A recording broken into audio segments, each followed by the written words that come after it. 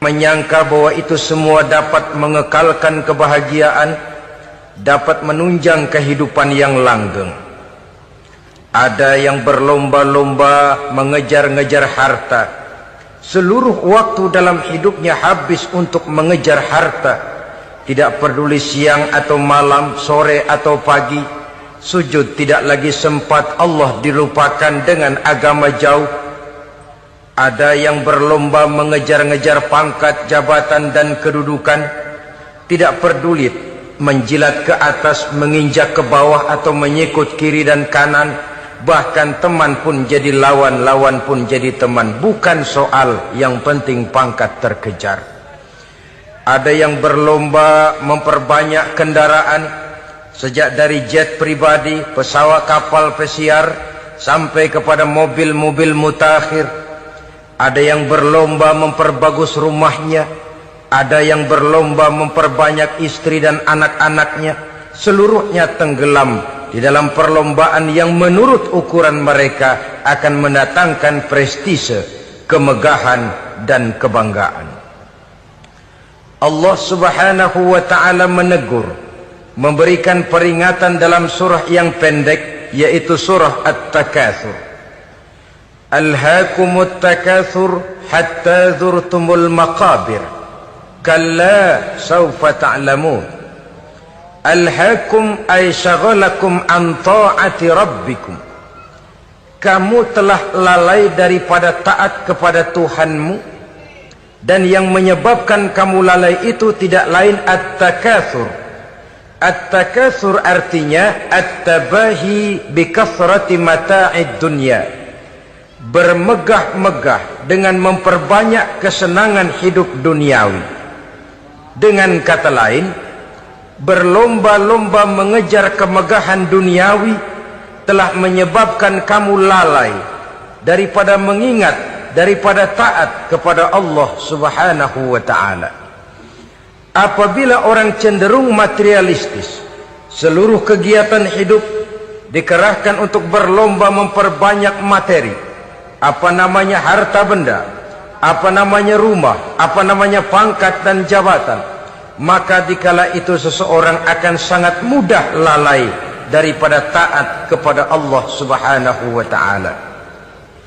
Hilanglah kesadaran bahwa sesungguhnya apapun yang kita miliki dalam kehidupan dunia ini tidak lain hanya barang titipan sementara.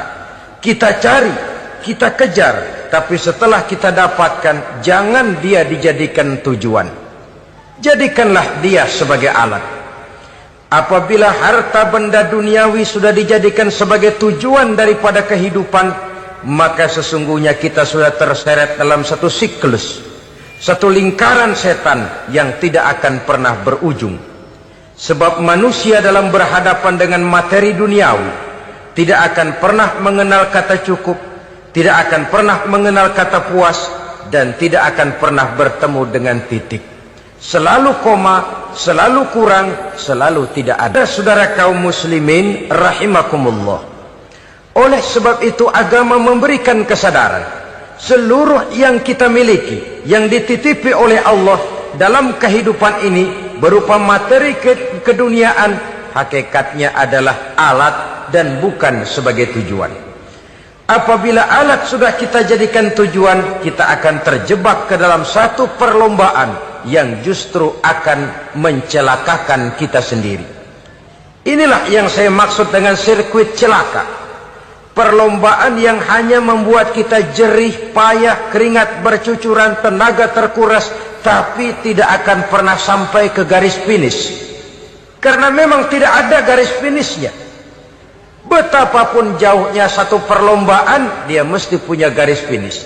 Tapi kalau sudah at-takatsur, berlomba bermegah-megah diri, maka barangkali tidak akan pernah ada garis finishnya. Kita akan terseret dalam lingkaran setan berputar di seputar itu tanpa tahu kapan berhenti dan di mana titiknya. Agamalah yang memberikan kesadaran. Alhaakumut takatsur.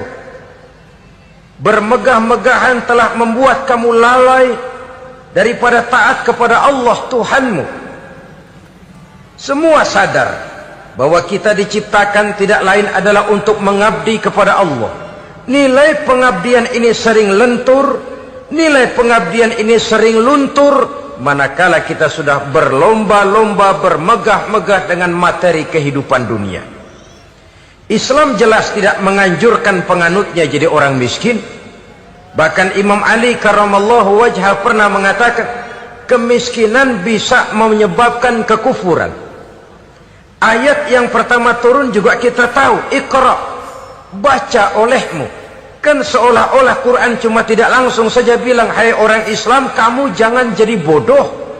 Kebodohan menimbulkan kemiskinan, kemiskinan mendekatkan kita kepada kekufuran. Jadi miskin sama kufur tetangga. Artinya dalam kondisi miskin, kemudi hati itu mudah terombang-ambing. Oleh sebab itu sering kemiskinan umat Islam ini dimanfaatkan oleh orang-orang lain untuk menyebarkan agamanya. Padahal agama adalah soal keyakinan yang tidak mungkin ditunjang dengan supermi, ditunjang dengan beras, pakaian, obat-obatan, beasiswa. Agama adalah soal keyakinan. Keyakinan adalah soal kebenaran, dan kebenaran itu adalah milik bersama. Tujuan diciptakannya manusia tidak lain adalah untuk melaksanakan ibadah. Kalau orang tenggelam dalam perlombaan memperbanyak harta, mempertinggi kedudukan, memperindah segala macam yang sifatnya duniawi, biasanya itu akan membuat dia lalai dari taatnya kepada Allah Azza wa Jalla. Kadang bukan hanya lalai daripada taat, juga sering terjebak kepada maksiat. Karena kalau pola pandang dan tolok ukur sudah benda duniawi semata-mata, sangat tidak mustahil orang lalu terjebak ke dalam prinsip menghalalkan segala cara. Asal sudah tujuan tercapai, cara apapun halal. Akhirat nomor 18. Nah, bukankah memang barangkali kita sejak kecil sudah dilatih untuk materialistis? Umpamanya, kita hanya sering dilatih untuk takut kepada yang konkret-konkret saja. Takut kepada yang nyata-nyata saja. Seorang ibu kalau menakuti anaknya, aduh nak, kenapa ini kau kerjakan? Kalau bapakmu tahu, waduh, habis kamu. Dah. Kita lihat, kalau bapakmu tahu, kalau polisi tahu, kalau hansip tahu, kalau satpam tahu. Tapi jarang seorang ibu menanamkan kepada anak, nak, kenapa ini yang kau lakukan, nak? Bukankah kau tahu Allah lihat, Allah tahu, Allah dengar, Allah, nak? Diajarkan takut kepada yang gaib. Karena kalau takut dia kepada polisi, dia pasti bisa cari tempat lain dong yang polisi kagak lihat.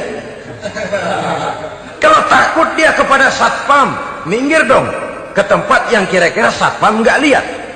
Tapi kalau sudah takut itu terpulang kepada Allah, kepada yang gaib, tidak sejengkal tanah pun yang terhalang dari pengetahuan Allah. Tapi itulah salahnya kita. Sejak kecil anak-anak sudah kita latih untuk takut hanya kepada yang konkret-konkret saja. Akibatnya sampai dia besar melembaga dalam kehidupannya. Dia nyolong, kata temannya, kamu nyolong ya? Iya. Kok nyolong sih? Emang? Kenapa nyolong? Biarin.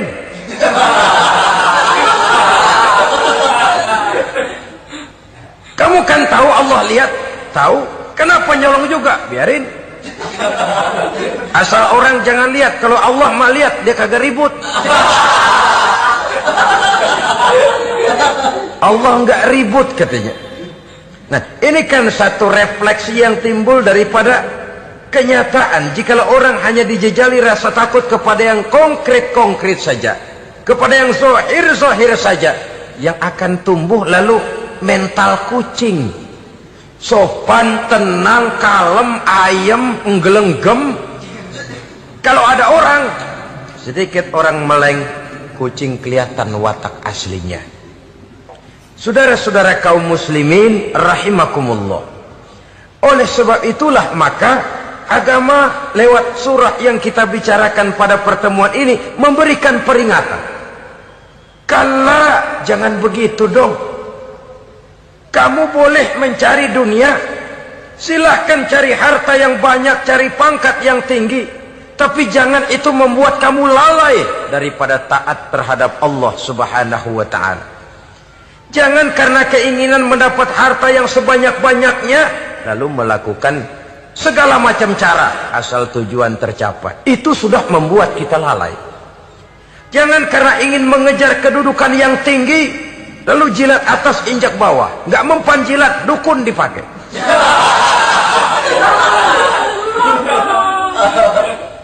Itu kan sudah membuat kita lalai. Nanti kalau berhasil, wah dukun kita paten. Tapi kalau gagal, dukun sialan kagak mampu. Hilanglah Allah dalam kehidupan kita. Makin materialis, dan perlombaan ini membawa kita kepada kecelakaan. Kala, sekali-kali jangan begitu. Kenapa? Dahulu pun ketika lahir ke dunia tidak ada pangkat yang kita sandang. Dahulu pun ketika lahir ke dunia tidak ada harta yang kita bawa. Jadi harta itu, pangkat itu, kedudukan itu ada dalam hati, tapi tidak berurat dan berakar. Kalau dia berurat dan berakar dalam hati, berat misah sama harta itu. Berat. Sekedar ngasih fakir miskin cepet juga berhitungnya 17 lembar.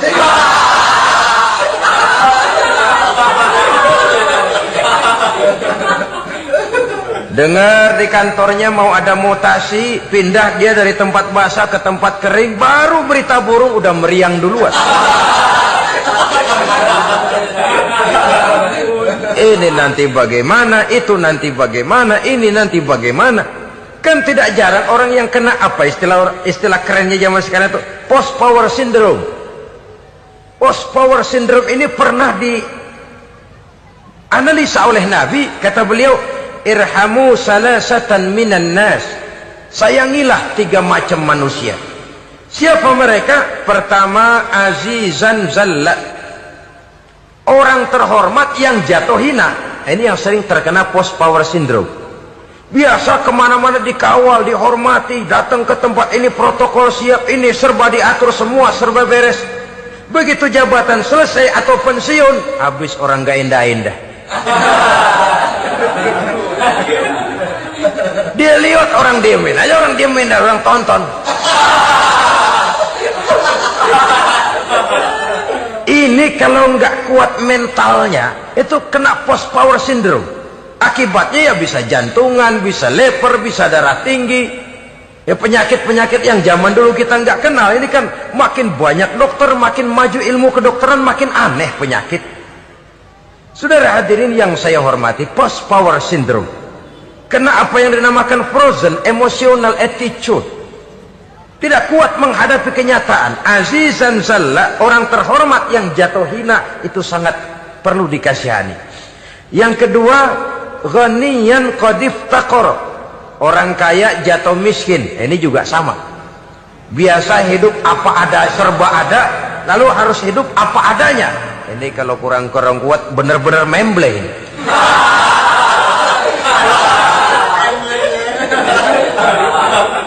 Kalau tidak kuat mentalnya, biasa hidup serba enak, serba nikmat, cuma kerjanya neken cek, main apa itu kredit card, macam-macam fasilitas dipunyai. Tahu-tahu jatuh bangkrut, jatuh miskin. Kalau tidak fondasi agamanya kuat, bisa gantung diri, bisa bunuh diri, bisa frustasi, bisa terkena psikosomatik, tekanan jiwa mempengaruhi faktor biologis. Timbullah tekanan, terjadilah penyakit aneh-aneh. Al-ghaniyan qad iftaqara, orang kaya jatuh miskin, itu perlu dikasihani. Yang ketiga, wa faqihan yal'abu bihil juhal, ahli fikih tapi dipermainkan oleh orang-orang bodoh. Hanya kebetulan orang bodoh itu punya kekuasaan. Hukum bisa dipesan.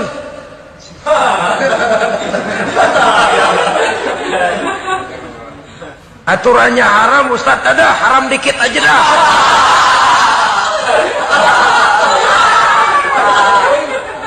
Sibuklah tuan fakih ini, ahli fikih ini mencari dalil kebet sana kebet sini supaya yang tadinya haram benar bisa jadi haram sedikit. Padahal yang minta ini orang bodoh, tidak ngerti agama. Cuma karena punya kekuasaan dipermainkan oleh orang yang fakih. Orang yang fakih ini dipermainkan. Kasihan orang yang seperti itu. Wa faqihan yal'abu bihil juhal. Ahli fikih tapi dipermainkan oleh orang-orang bodoh. Akibatnya karismanya hilang, wibawanya lenyap. Dia menyangka bahwa dengan mengharam-haram sedikit-sedikit itu dia bisa mendapat keuntungan yang berganda-ganda. Padahal akibatnya itu hanya akan membawa kecelakaan saja. Allah peringatkan benar, kala sekali-kali jangan begitu. Cari uang yang banyak silahkan, ngejar kedudukan yang bagus boleh, bikin rumah yang hebat silahkan, ada kendaraan bagus silahkan, tapi jangan sampai kamu terjebak kepada sirkuit celakai, perlombaan yang tidak ada garis finishnya. Sering dicontohkan orang menghayal, melamun. Kamu kenapa enggak mau ibadah? Lah bagaimana mau sembahyang, saya di Jakarta masih ngontrak.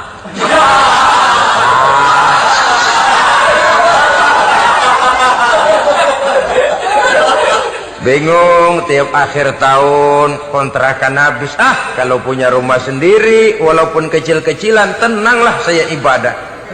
Baiklah, oleh Allah diberikan rezeki, bisa bikin rumah walaupun kecil-kecilan. Sudah punya rumah sendiri, belum juga ibadah, apalagi mulur lagi. Habis bagaimana mau sembahyang, rumah kecil banget. Pinggir kali, asal hujan bocor ya.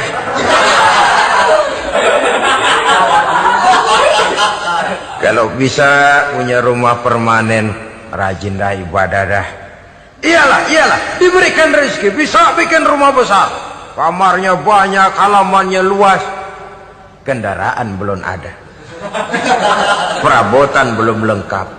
Sudah ada kendaraan, belum kayak orang-orang. Sudah kayak orang-orang, masih sama dong, kudu di atas. Kapanlah selesainya? Kala, sekali-kali jangan begitu. Jangan kamu mengumpulkan harta bermegah-megah membuat kamu lalai dari taat kepada Tuhanmu. Engkau tinggalkan rukuk dan sujud, engkau jauh dari masjid, engkau kering dari kehidupan beragama.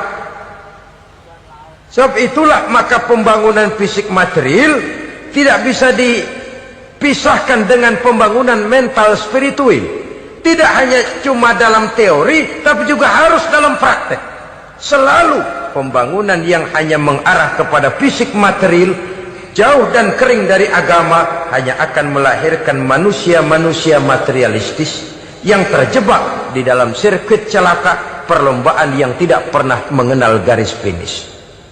Sebab itu agama mengajarkan, orang kaya itu siapa sih? Yang banyak duit? Belum tentu. Yang kebunnya di mana-mana ngebelakang? Belum tentu. Yang pabriknya selebar-lebar? Belum tentu. Yang punya segala macam peternakan, dari peternakan gajah sampai peternakan kutu?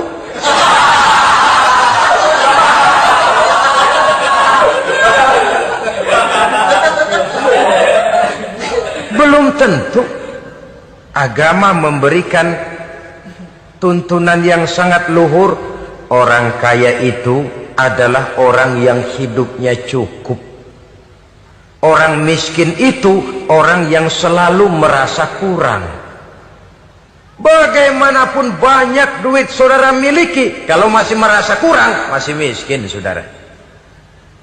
Saya punya uang 1.000 rupiah, Anda punya uang 1 juta rupiah.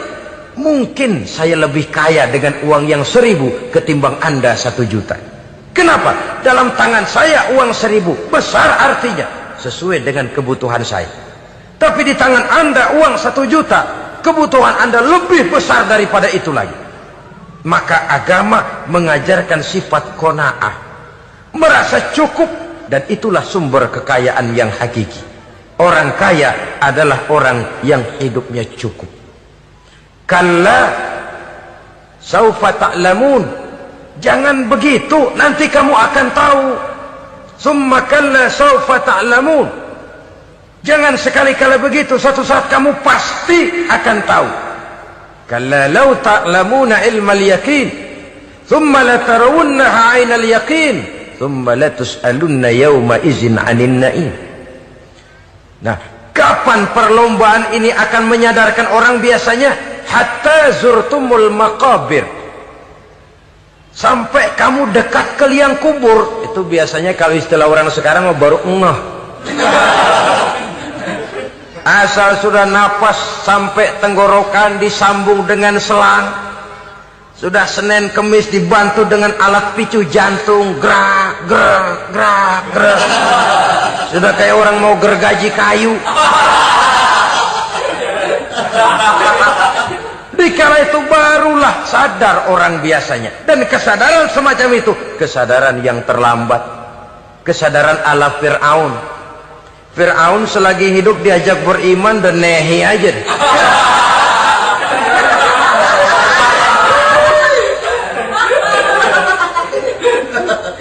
Tapi ketika dia tenggelam di lautan merah bersama seluruh tentaranya, dikala napas hampir terputus, keluar ucapannya, amantu bi Rabbi Musa wa Harun. Aduh, kalau begini mah saya juga percaya kepada Tuhannya Musa dan Harun. Saya beriman kepada Allah. Lagi timbul tenggelam mau sekarat baru beriman. Hatta zurtumul maqabir. Kamu telah lalai dari sebab bermegah-megah sampai kamu masuk ke liang kubur, dekat ke liang kubur. Kalimat zurtum di sini menjelaskan bahwa kubur itu tidak selamanya. Zurtum itu dari kalimat zaro ya zuru, berziarah. Orang berziarah kan sebentar. Ke kubur itu sama dengan berziarah kita di situ. Sebentar, tidak akan selamanya, tidak akan kekal dalam kubur.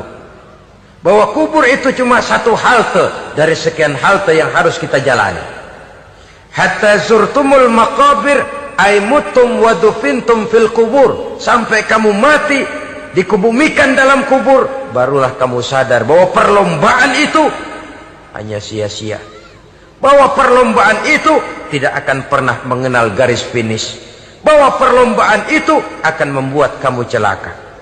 Begitulah umumnya kebanyakan orang yang terjebak ke dalam paham materialis, baru menyadari kesalahan langkahnya pada saat napas sudah sampai di tenggorokan. Ternyata uangnya yang miliaran rupiah tidak sanggup menyambung napasnya. Ternyata kendaraan yang serba mewah berkilat tidak sanggup meneruskan kehidupannya. Ternyata pangkat jabatannya yang tinggi yang membuat dia menyebabkan temannya jadi lawan-lawannya jadi teman, tidak akan sanggup menghentikan sang malaikat maut. Kalau keadaan sudah begitu, baru sadarlah kita terlambat. Karena saat seperti itu akan dihadapi oleh setiap orang. Kala, jangan begitu. Sadarlah kamu bahwa kalau sudah dekat ke liang kubur kamu baru insaf, itu terlambat. Sebelum nafas sampai di tenggorokan, pintu tobat masih selalu terbuka. Tapi manakala nafas sudah sampai di tenggorokan, tertutuplah pintu tobat untuk orang yang bersangkutan. Oleh sebab itu, perlombaan dengan bermegah-megah terhadap materi duniawi, tolok ukur dan pandangan hidup yang terbatas kepada wujud benda semata-mata, memang sering menyebabkan orang lalai, sering menyebabkan orang lupa diri, tidak sadar tentang hakikat yang terpenting dari kehidupan ini, yaitu tentang dari mana dia datang, di mana dia sekarang, dan kemana dia akan pulang. Sungguh, ilmu pengetahuan tidak akan pernah mampu menjawab persoalan ini. Sungguh, filsafat juga tidak berdaya menghadapi pertanyaan seperti ini. Hanya agama yang mampu memberikan kepastian batin tentang hakikat dari mana kita datang, di mana kita sekarang, dan kemana kita akan pulang. Makin kita renungi pertanyaan ini, makin kita menemukan diri sendiri. Dan makin kita menemukan mengenal diri sendiri, kita akan semakin mengenal Allah Subhanahu wa ta'ala. Semakin kita mengenal Allah, maka akan semakin terpanggil kita untuk dekat dengannya, mentaati segala perintahnya, dan berupaya menjauhi segala yang dilarangnya. Dengan demikian selamatlah kita dari satu perlombaan yang hanya akan menyeret kita kepada menghalalkan segala cara, jauh dari agama, jauh dari Allah, bahkan jauh dari sesama manusia. Karena umumnya perlombaan seperti ini akan cenderung melahirkan manusia yang egois. Muslimin rahimakumullah. Lebih jauh, mari kita mengikuti peringatan Allah dalam surah Al-Munafiqun ayat 9. Di sini Allah Subhanahu wa taala mengingatkan, A'udzu billahi minasy syaithanir rajim. Ya ayyuhalladzina amanu la tulhikum amwalukum wala auladukum an dzikrillah wa may yaf'al dzalika fa ulaika humul khasirun. Hai orang-orang yang beriman, jangan sampai hartamu dan anak-anakmu melalaikan kamu daripada mengingat Allah. Wa may yaf'al dzalik, barang siapa yang melakukan hal seperti itu, fa ulaika humul khasirun, maka merekalah sesungguhnya orang-orang yang merugi. Rugi dunia, rugi akhirat. Disebutkan di sini dua hal yang sering menyebabkan kita jadi lalai.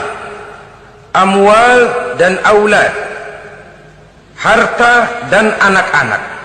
Materi dan keluarga. Perlombaan di dalam mengumpulkan materi sering menyebabkan kita menjadi lalai. Begitu juga amanah berupa anak ini sering kita lalaikan atau sering membuat juga kita menjadi lalai. Kita lalaikan dalam arti bahwa keduanya, baik harta baik anak, merupakan amanah dari Allah. Setiap orang tua akan dimintakan pertanggungan jawab. Apabila kita lalaikan amanah ini, maka resikonya akan kembali juga kepada kita. Tapi satu hal yang jelas dalam ayat 9 surah Al-Munafiqun ini, bahwa perlombaan memperbanyak harta dan anak-anak yang masuk dalam kelompok at-takatsur itu tadi akan menyebabkan orang khasiru, termasuk ke dalam kelompok orang-orang yang rugi.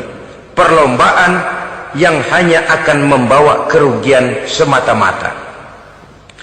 Kemudian di dalam satu hadis Rasulullah sallallahu alaihi wasallam memberikan peringatan. Beliau bersabda, "Iza azzamat ummati dinaran wa dirhaman, nuzi'at minha haibatul Islam, wa iza tasabat ummati saqatat min ainillah." Wa iza turikatil amru bil ma'rufi wan nahyu 'anil munkari hurimat 'alaihim barakatul wahyi.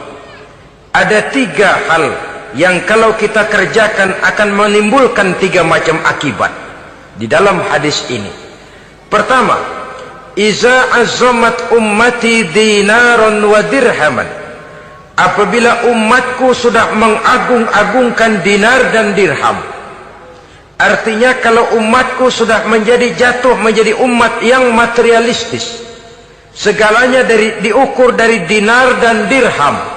Dinar dan dirham ini kalau bahasa Inggrisnya dokat.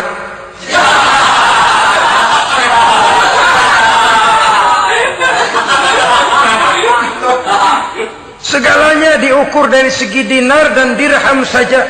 Nuzi'at minha haibatul Islam, akan dicabutlah kehebatan Islam dari mereka. Memang ada kalanya kita berkata bahwa tanpa uang kita tidak bisa berbuat apa-apa. Tapi kalau itu dijadikan landasan dari segala sesuatu, itu yang dijadikan ukuran, itu yang dijadikan tujuan, kita hakikatnya sudah gagal sebelum melangkah. Apapun saja profesi kita, apabila sudah menjadi pendewa dinar dan dirham, akan hilanglah kehebatan Islam, akan dicabut kehebatan Islam itu. Umat Islam bisa dibeli, ulama bisa dikontrak, kiai bisa dicarter. Saudara hadirin ma'asyiral muslimin rahimakumullah, apabila umatku sudah membesar-besarkan dinar dan dirham, bermegah-megah dengan itu, berlomba-lomba memperbanyak itu yang menjadi tujuan dan tolok ukur dari segala kegiatan, nuzi'at minha haibatul Islam, akan dicabutlah kehebatan Islam, hilang itu wibawa. Walaupun dia bernama umat mayoritas dalam jumlah, tetapi dia minoritas dalam peranan, mayoritas dalam bilangan, tapi minoritas dalam percaturan kegiatan hidup ini. Kita ingat di zaman pengembangan Islam di masa Rasulullah sallallahu alaihi wasallam, mereka berlomba-lomba mengorbankan dinar dan dirhamnya untuk kepentingan agama, bukan mengorbankan kepentingan agama untuk mencari dinar dan dirham. Kita di zaman sekarang sering terjadi penjungkiran nilai, terbalik yang kita amalkan. Nabi Ibrahim mengorbankan putranya Ismail untuk kepentingan agama. Kita sering sekarang ini mengorbankan kepentingan agama untuk anak-anak kita. Dulu anaknya yang dikorbankan buat agama, sekarang agamanya dikorbankan buat anak. Dulu dinar dan dirham dibelanjakan untuk menopang agama, sekarang agama dijadikan alat untuk mencari dinar dan dirham. Saudara-saudara kaum muslimin rahimakumullah, memang apabila dinar dan dirham digunakan untuk penyangga perjuangan, itulah idealnya. Saya katakan tadi, dinar, dirham, uang, dunia cuma sekedar alat, bukan sekedar tujuan. Kita memerlukan alat ini. Membangun pesantren tidak cukup dengan semangat, membangun rumah sakit Islam tidak cukup dengan pidato, membangun masjid tidak cukup dengan semangat menggebu-gebu. Kita perlu semen, kita perlu pasir, kita perlu batu kali, kita perlu besi, dan itu semua beli. Tidak turun dari langit seperti turunnya embun di waktu pagi. Tidak mungkin rumah sakit Islam muncul ke permukaan hanya dengan simsalabim abracadabra.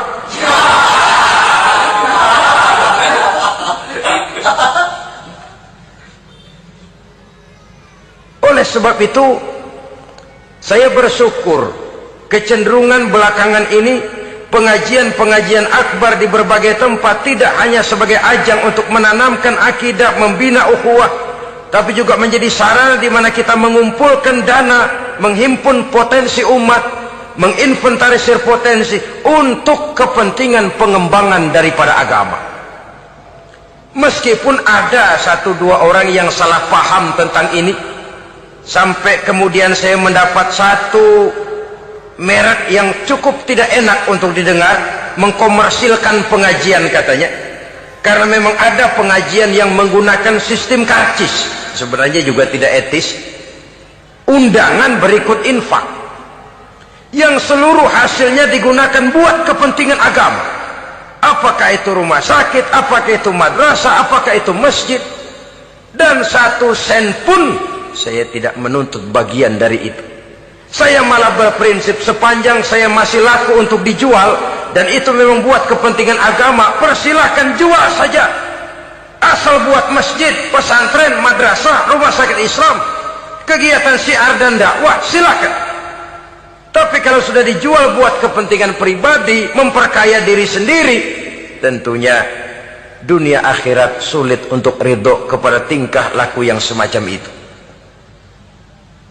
Kita memerlukan dana, umat di daerah membangun memerlukan dana, dan dana itu tidak hanya datang begitu saja.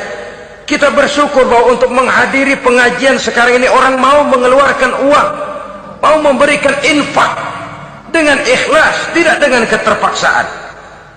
Kenapa tidak?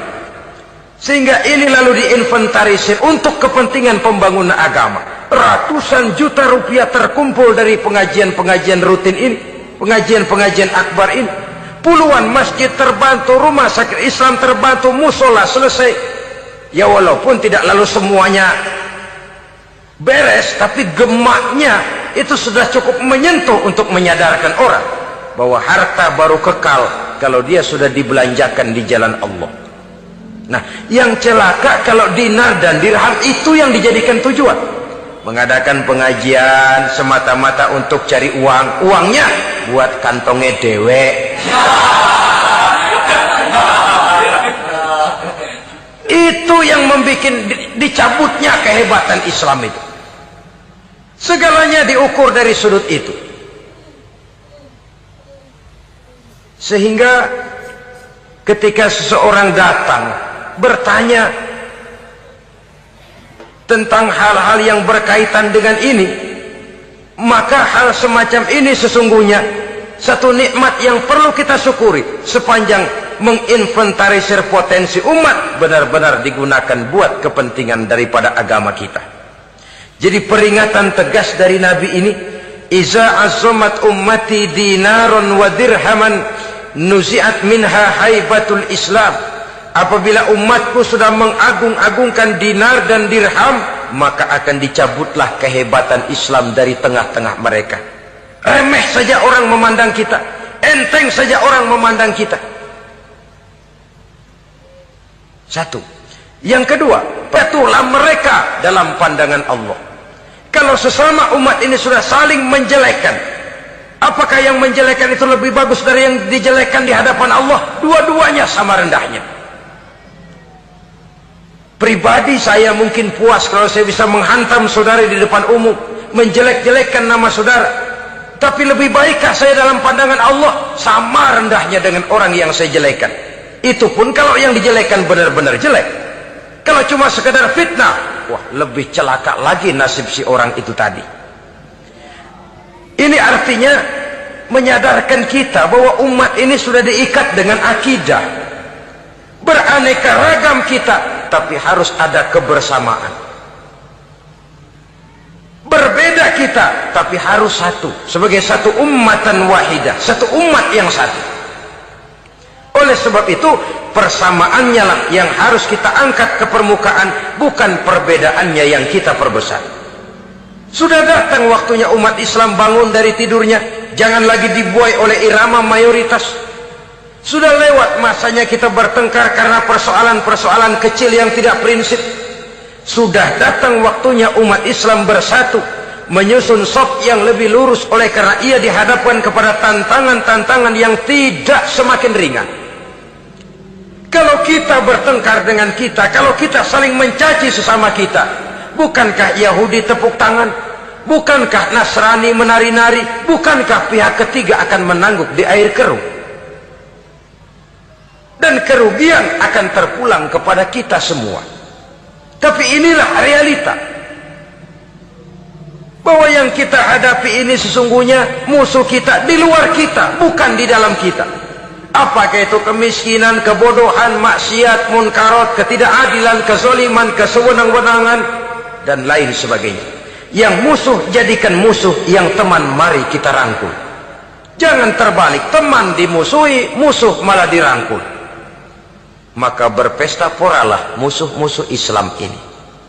Saudara-saudara kaum muslimin rahimakumullah, Nabi memperingatkan dengan tegas, wa iza tasabat ummati saqatat min ainillah.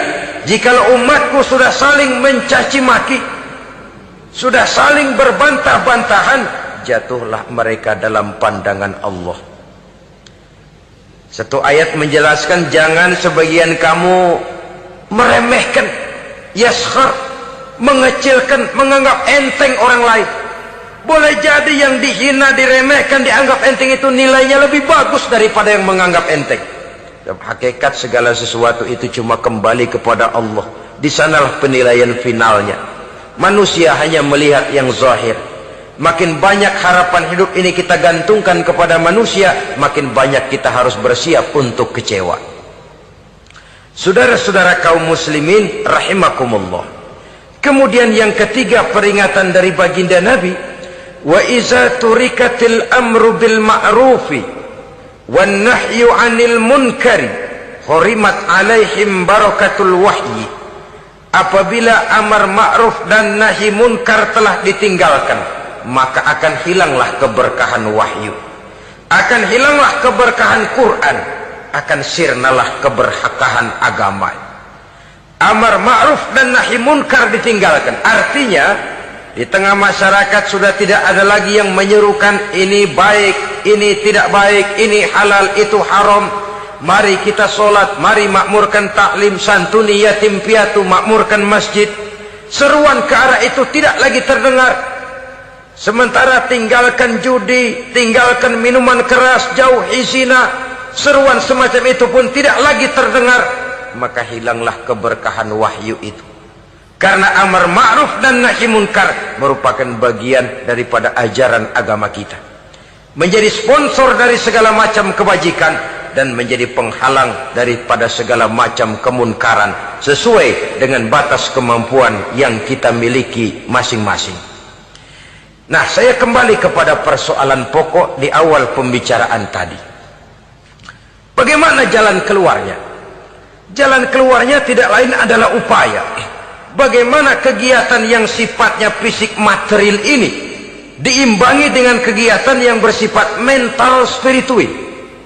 Upaya menghidupkan majelis-majelis taklim, upaya memakmurkan masjid-masjid sebagai laboratorium rohani untuk mewujudkan keseimbangan dalam pola pikir yang akan berlanjut dalam gerak hidup yang kemudian akan tertuang dalam segala perbuatan manusia. Apabila sudah terwujud kepincangan dalam pola pikir, akan pincanglah caranya bertindak dan berbuat, akan pincanglah pandangan hidupnya, akan pincanglah orientasinya di dalam kehidupan ini. Oleh karena itu, Islam dalam berbagai aspek kehidupan mengajarkan sistem keseimbangan. Mencari harta boleh, tapi tidak boleh keluar dalam kerangka fastabiqul khairat. Berlomba-lomba silakan, tapi untuk kebaikan, bukan untuk bermegah-megah, bukan untuk menumbuhkan gengsi, bukan untuk meninggikan prestise dan harga diri, tapi fastabiqul khairat, berlomba-lomba di dalam mengejar kebajikan, di dalam menyebarkan kebaikan. Bukan sekedar berlomba-lomba, tapi tolong menolong, bantu membantu. Ta'awanu 'alal birri wat taqwa wala ta'awanu 'alal ismi wal udwan. Bertolong-tolonganlah kamu di dalam kebaikan dan takwa, jangan bertolong-tolongan di dalam perbuatan dosa dan permusuhan. Kerjasama di dalam kebaikan, kerjasama di dalam ketakwaan. Ada satu contoh yang menarik bahwa umat Islam di dalam ia menjalin kebersamaan itu harus seperti orang main sepak bola. Saudara lihat, orang main sepak bola, kalau pertandingan belum dimulai, silahkan kumpul di luar lapangan, atur strategi yang baik. Tapi kalau pertandingan sudah dimulai, turun ke lapangan hijau, jangan kumpul terus. Masa ada sepak bola gotong royong, groyok ke sana, groyok ke sini, ya kalah terus. Harus ada yang jadi penyerang tengah, kan begitu toh sepak bola. Harus ada yang jadi kiri luar, kanan dalam, striker, back, penjaga gawang. Yang penting kerjasama, teamwork. Lalu mampu menciptakan operan-operan. Yang jadi back jangan ngiri sama yang jadi penyerang tengah.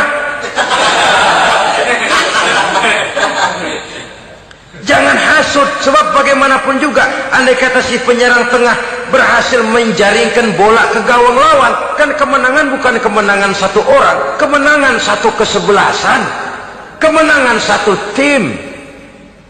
Ini yang sering terjadi, back ngiri sama penjaga gawang, lalu penjaga gawang ngiri sama penyerang tengah, penyerang tengah ngiri sama kiri luar. Ya kapan mau menggolkan ke gawang lawan? Kita ini satu kesebelasan, posisi boleh berbeda. Umat Islam itu harus ada yang jadi camat, lurah, bupati, gubernur, menteri, jadi jenderal, jadi konglomerat, jadi pengusaha, jadi teknokrat. Yang penting kerjasama, teamwork, mampu menciptakan operan-operan yang akurat.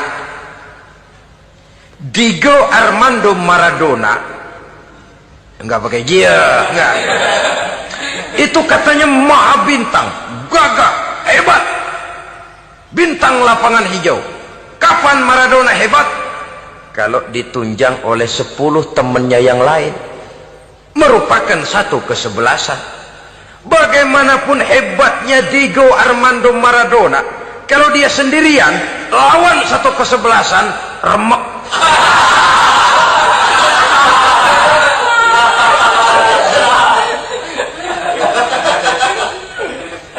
Dia hebat, dia jenius, dia maha bintang karena dapat operan dari teman-temannya. Bukan jegalan, operan.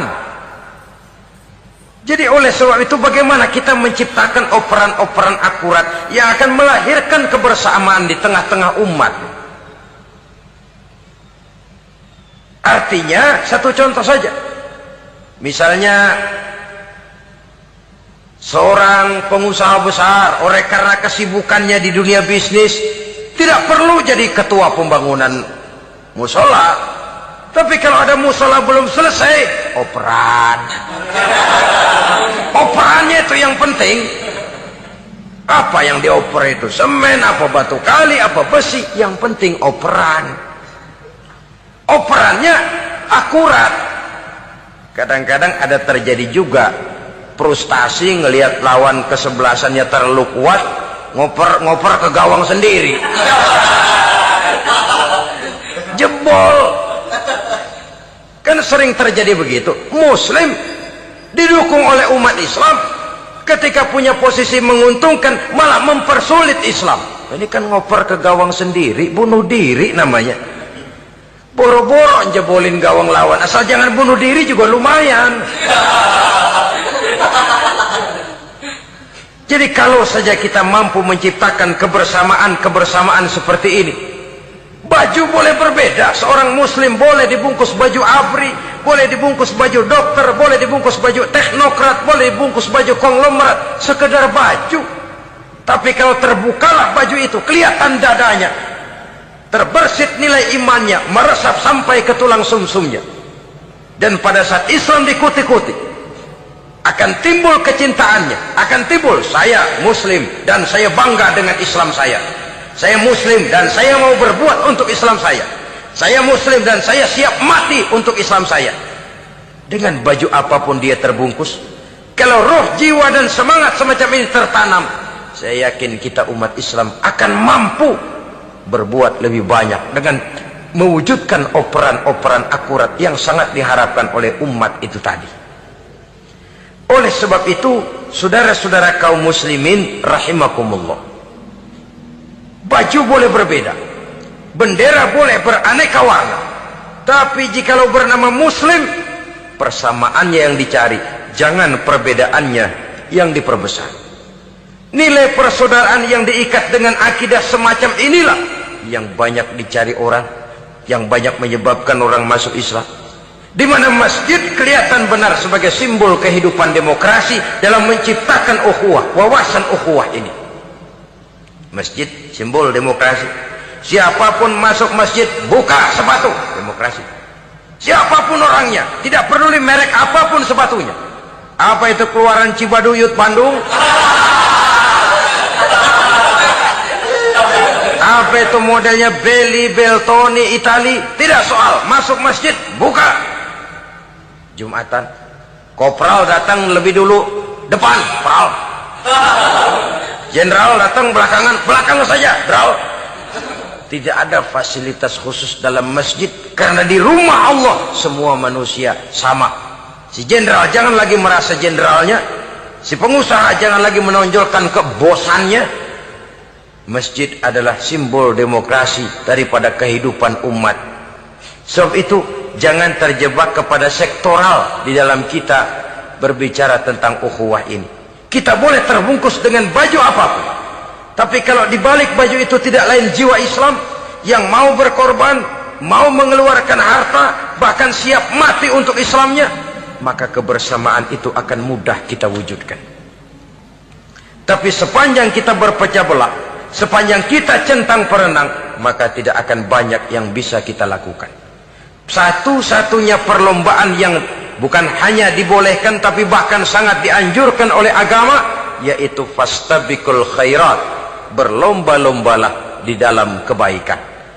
Berlomba-lomba di dalam memakmurkan masjid, berlomba-lomba di dalam menghidupkan majelis-majelis taklim, berlomba di dalam menegakkan yang ma'ruf dan menghancurkan yang munkar, berlomba di dalam menyantuni yatim piatu.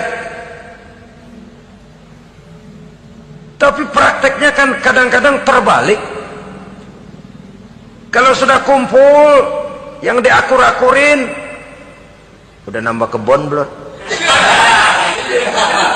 Pabrik udah diperluas belum? Bisnis sudah sejauh mana? Belum pernah ada ketemu lalu kongko, masjidnya udah digedein ya? Jarang yang ngomong begitu. Madrasahnya sudah bagaimana? Sejauh mana? Mesti yang enak itu ya nyocok-nyocokin. Bagaimana rumahmu sudah? Bagaimana kendaraanmu? Bagaimana pesawatmu? Bagaimana bukankah itu juga takasur?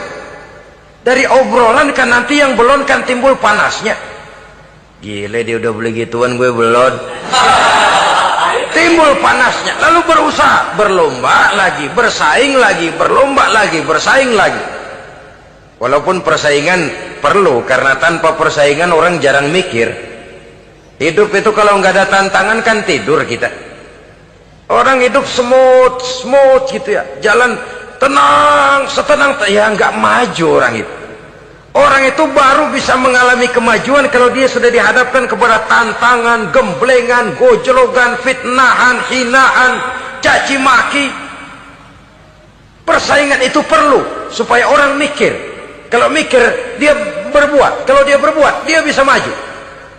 Tapi persaingan yang sehat, bukan persaingan yang lalu menimbulkan fitnah, menghancurkan nama baik orang lain, yang dilatar belakangi oleh sifat hasud, dendam, iri hati, lalu menghalalkan segala cara. Tidak, bukan itu. Persaingan yang sehat ini akan menjadi alat picu agar orang lalu berlomba di dalam kebaikan. Satu-satunya perlombaan yang bukan hanya boleh tapi bahkan sangat dianjurkan oleh agama, berfastabiqul khairat, berlomba-lomba di dalam berbuat kebaikan. Berlomba-lomba membangun masjid bukan berarti di sebelah masjid bangun masjid lagi, bukan. Kadang-kadang karena ada fastabiqul khairat, berlomba-lomba, nggak apa-apa dah.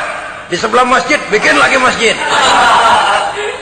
Akhirnya azan perlombaan main kenceng-kencengan. Bukan itu yang diinginkan tentu, bukan itu. Bagaimana memakmurkan masjid, bagaimana memfungsikan masjid, bagaimana membina umat dan lain sebagainya. Jadi pembicaraan ke arah itu akan menimbulkan rangsangan untuk berlomba di dalam kebaikan. Kalau dia kok bisa menata masjidnya sampai makmur, jamaah senang datang ke sana, anak-anak muda betah di masjid, kenapa saya tidak? Apa konsepnya? Nah, ini kan berlomba, tapi berlomba dalam kebaikan.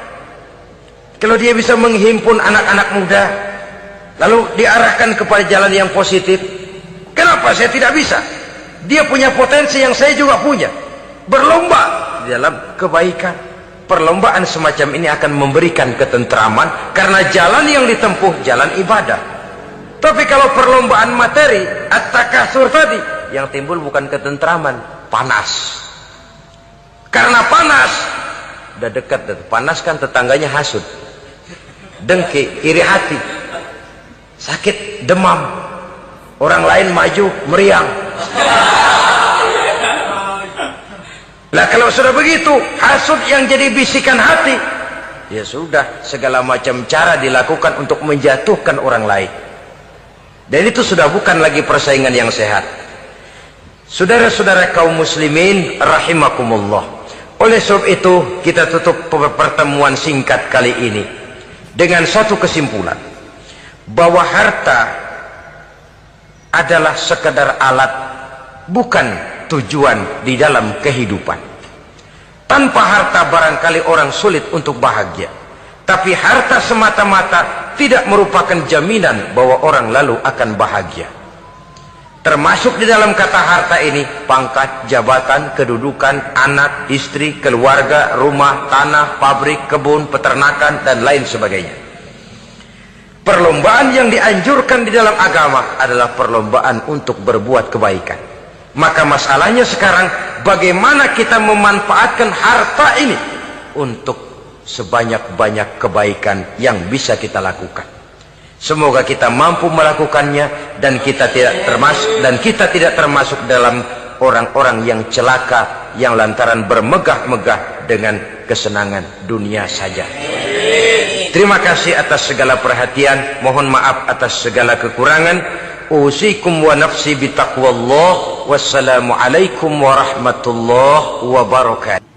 Ulama yang saya muliakan, bapak-bapak, ibu-ibu, saudara-saudara hadirin yang berbahagia. Sudah agak lama juga saya tidak datang ke Singapura tercinta ini, oleh karena berbagai kesibukan dakwah di Indonesia. Malam ini saya bersyukur dapat hadir atas undangan dari Madrasah Al-Junaid, usaha untuk membangun kembali gedung madrasah yang memang merupakan tempat di mana kita bukan saja menjaga dan memelihara agama kita, tetapi juga mewariskannya kepada anak-anak kita, generasi yang akan datang. Salah satu misi yang dibawa oleh agama Islam yaitu membebaskan masyarakat manusia dari kebodohan. Ayat yang pertama turun saja sudah berkata Iqra, seolah-olah Quran ingin berkata, hai umat Islam, kamu jangan jadi bodoh. Kebodohan menimbulkan kemiskinan, kemiskinan mendekatkan kepada kekufuran. Baca, apa yang harus dibaca? Ayat-ayat Allah. Ayat Allah itu ada berapa macam? Ada dua. Ada ayat yang terucap oleh Allah dan itu kita sebut wahyu. Ada ayat yang tercipta oleh Allah dan itu kita namakan alam, ayat kauniyah. Kedua-dua ayat ini kita harus pandai membacanya. Jauh sebelum UNESCO mempunyai proyek yang mereka namakan Long Life Education, adalah Nabi sudah mencanangkan proyek bahwa menuntut ilmu itu minal mahdi ilal lahdi. Bahkan di dalam sebuah hadis beliau menyatakan, Talahu ummati bil ilmi wal mal. Umatku hanya bisa menjadi baik, umatku hanya bisa berjaya, umatku hanya bisa tampil memegang peranan bil ilmi wal mali, dengan ilmu dan dengan harta, dengan pendidikan dan dengan ekonomi, dengan teknologi dan dengan industri. Kalau kita ingin tampil menjadi umat yang memegang peranan, jikalau kita ingin tampil menjadi umat yang berjaya, maka dua hal ini harus kita perbaiki, pendidikan dan ekonomi, ekonomi dan pendidikan. Islam tidak mungkin hilang dari dunia, tapi Allah tidak memberikan jaminan bahwa Islam akan kekal di Singapura, di Indonesia, di Brunei. Islam tidak mungkin hilang dari dunia, tapi tidak ada jaminan Al-Quran bahwa Islam akan kekal baik di Indonesia, di Singapura maupun di Brunei. Jikalau kita umat Islam sekarang ini tidak mau berjuang, berkorban dan mewariskan Islam kepada anak-anak kita, generasi yang akan datang. Oleh karena itu, keberadaan, pengembangan dan kelangsungan hidup dari Madrasah Al-Junaid bukan hanya sekedar tanggung jawab pengurusnya, tetapi tanggung jawab kita, seluruh umat Islam. Yang punya kedudukan, bantulah dengan wewenangnya. Yang punya harta, bantulah dengan hartanya. Yang punya ilmu, bantulah dengan ilmunya. Yang punya tenaga, bantulah dengan tenaganya. Yang bisa doa, bantulah dengan doanya.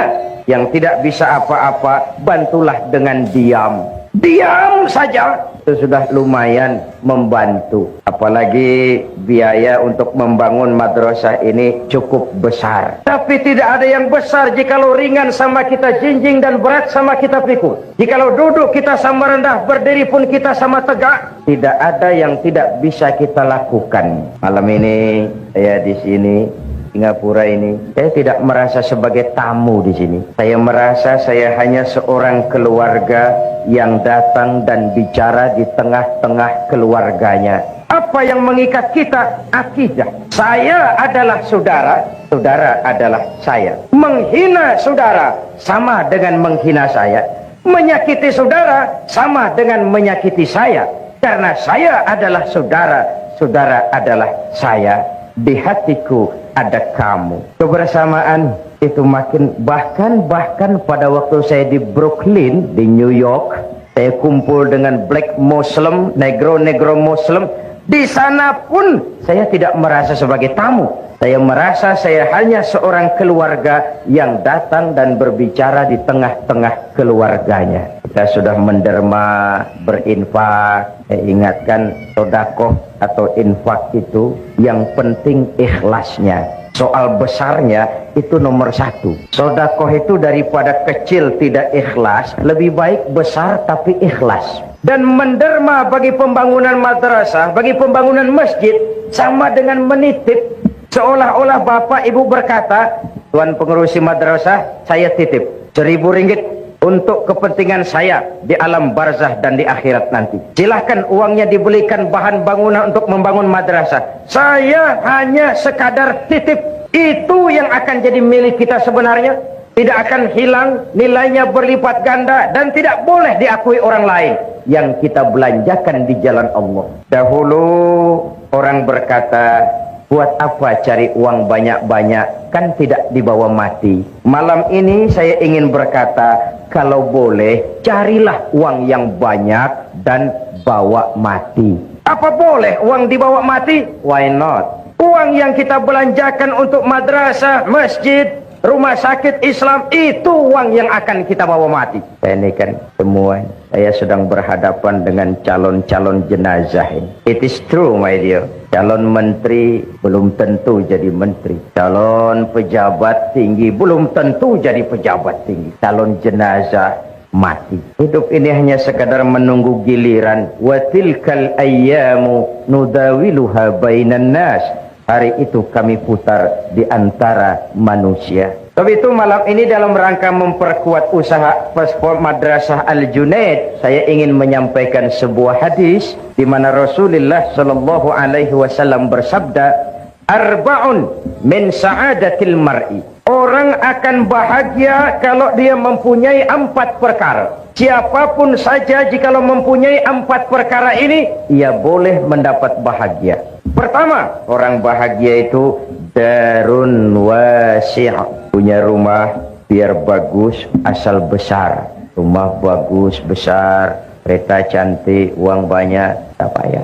Badan sehat. Ya itu sih maunya tiap orang, tapi kemampuan toh tidak sama. Betul, bapak-bapak dan ibu-ibu, rumah kita sebenarnya adalah hati ini. Kalau luaslah hati, walaupun rumah kecil, besar rasanya. Kalau sempitlah hati, walaupun rumah besar, kecil jadinya. Hati itu rumah kita. My heart is my home. Agar hati menjadi luas, Allah memberikan tuntunan. Ala bizikrillahi tatmainnul qulub.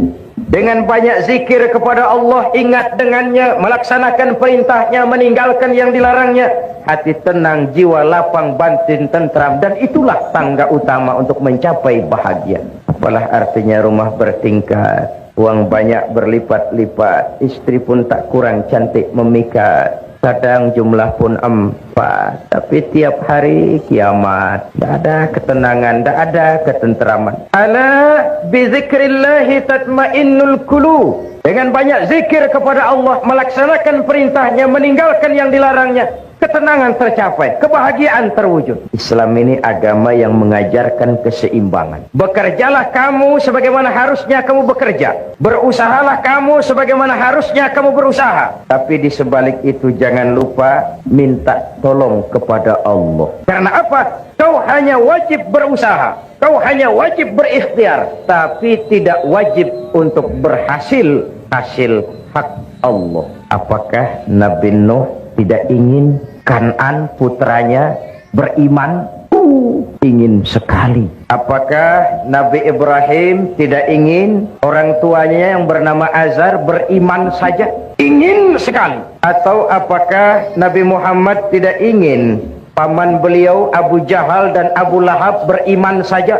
Luar biasa inginnya. Kalau sejarah menjelaskan kemudian Kan'an putra Nabi Nuh kafir, Azar bapak Ibrahim adalah produsen berhala, dan Abu Jahal, Abu Lahab habis-habisan menentang Nabi, itu indikasi manusia wajib berusaha. Kepastian adalah hak Allah Subhanahu wa ta'ala. Islam bukan agama orang pemalas yang selesai sholat lalu berpangku tangan menunggu keajaiban, menghitung bintang di langit sambil mengumpulkan jikalau andai kata umpama misalnya. Tidak. Tapi Islam juga bukan agama orang sombong yang setelah berusaha lalu tidak memerlukan Allah.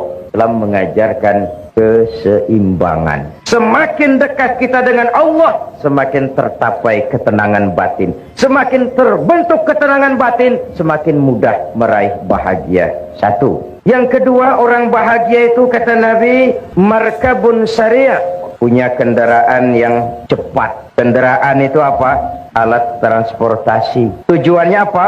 Memudahkan komunikasi. Maksudnya apa? Orang bahagia itu pergaulannya luas, tidak picik seperti katak di bawah tempurung. Masyarakat muslim, masyarakat yang satu. Kemarin kita Muharram memperingati hijrah. Unzur kaifa akhar rasulu bainal muhajirin wal ansar. Orang Mekah yang pindah ke Madinah disebut muhajirin. Orang Madinah yang menyambut orang Mekah dinamakan Ansor. Bagaimana sikap orang Madinah menyambut kedatangan orang Mekah? Apa dengan bertolak pinggang membusungkan dada? Hei, orang Mekah, kamu di sini pendatang ya? Tidak. Membaur, melebur menjadi ummatan wahidah yang diikat dengan tali-tali akidah. Hidup jadi nikmat karena banyak orang di sekitar kita. Bodoh manusia kalau merasa bisa hidup sendiri. Betapapun tinggi pangkat, banyak harta, hebat kemampuan intelektual, kita tetap perlu orang lain. Saya bisa pidato seperti ini. Kenapa? Karena ada yang mendengar. Bapak-bapak, ibu-ibu tenang menghadap ke sini. Kenapa? Karena ada yang mendengar. Kita saling perlu. Bagaimanapun hebat saya pidato di sini, 2 jam menggelegar, membakar, luar biasa. Yang dengari tidak ada. Hebat. Jangankan kerja yang berat, senyum saja. Senyum itu kan ringan toh. Untuk senyum yang mudah itu pun kita perlu bantuan orang lain. Sebab kalau sudah mulai bisa senyum sendiri, harap hati-hati. Tidak usahlah kerja yang berat, senyum yang mudah itu pun kita perlu bantuan orang lain. Itulah sebabnya jikalau kita rukun, kompak, bersatu, tidak ada yang tidak bisa kita selesaikan. Akan bagaimana Islam bergantung anak-anak kita. Bagaimana anak-anak kita bergantung kepada pendidikan yang mereka terima. Oleh sebab itu sekali lagi, orang bahagia, orang yang pergaulannya luas, hidup di tengah masyarakat, tidak eksklusif, tidak memencilkan diri. Sehingga Nabi memberikan peringatan keras, isnani la yanzurullahu ilaihi ma yaumal qiyamah qati'ur rahim wa jarsu. 2 golongan manusia di akhirat nanti tidak akan dipandang oleh Allah, didiamkan saja. Pertama, qati'ur rahim, orang yang suka memutuskan silaturahmi. Dan yang kedua, jarusui, tetangga yang jahat dengan tetangganya. Tidak akan ada kemenangan tanpa kekuatan, tidak akan ada kekuatan tanpa persatuan, dan tidak mungkin terbentuk persatuan tanpa silaturahmi. 2. Yang ketiga, orang bahagia itu menurut Nabi misbahun mudhi, punya lampu yang terang. Lampu yang terang itu merkuri ini? Ya, tapi ini lampu dunia. Kristal?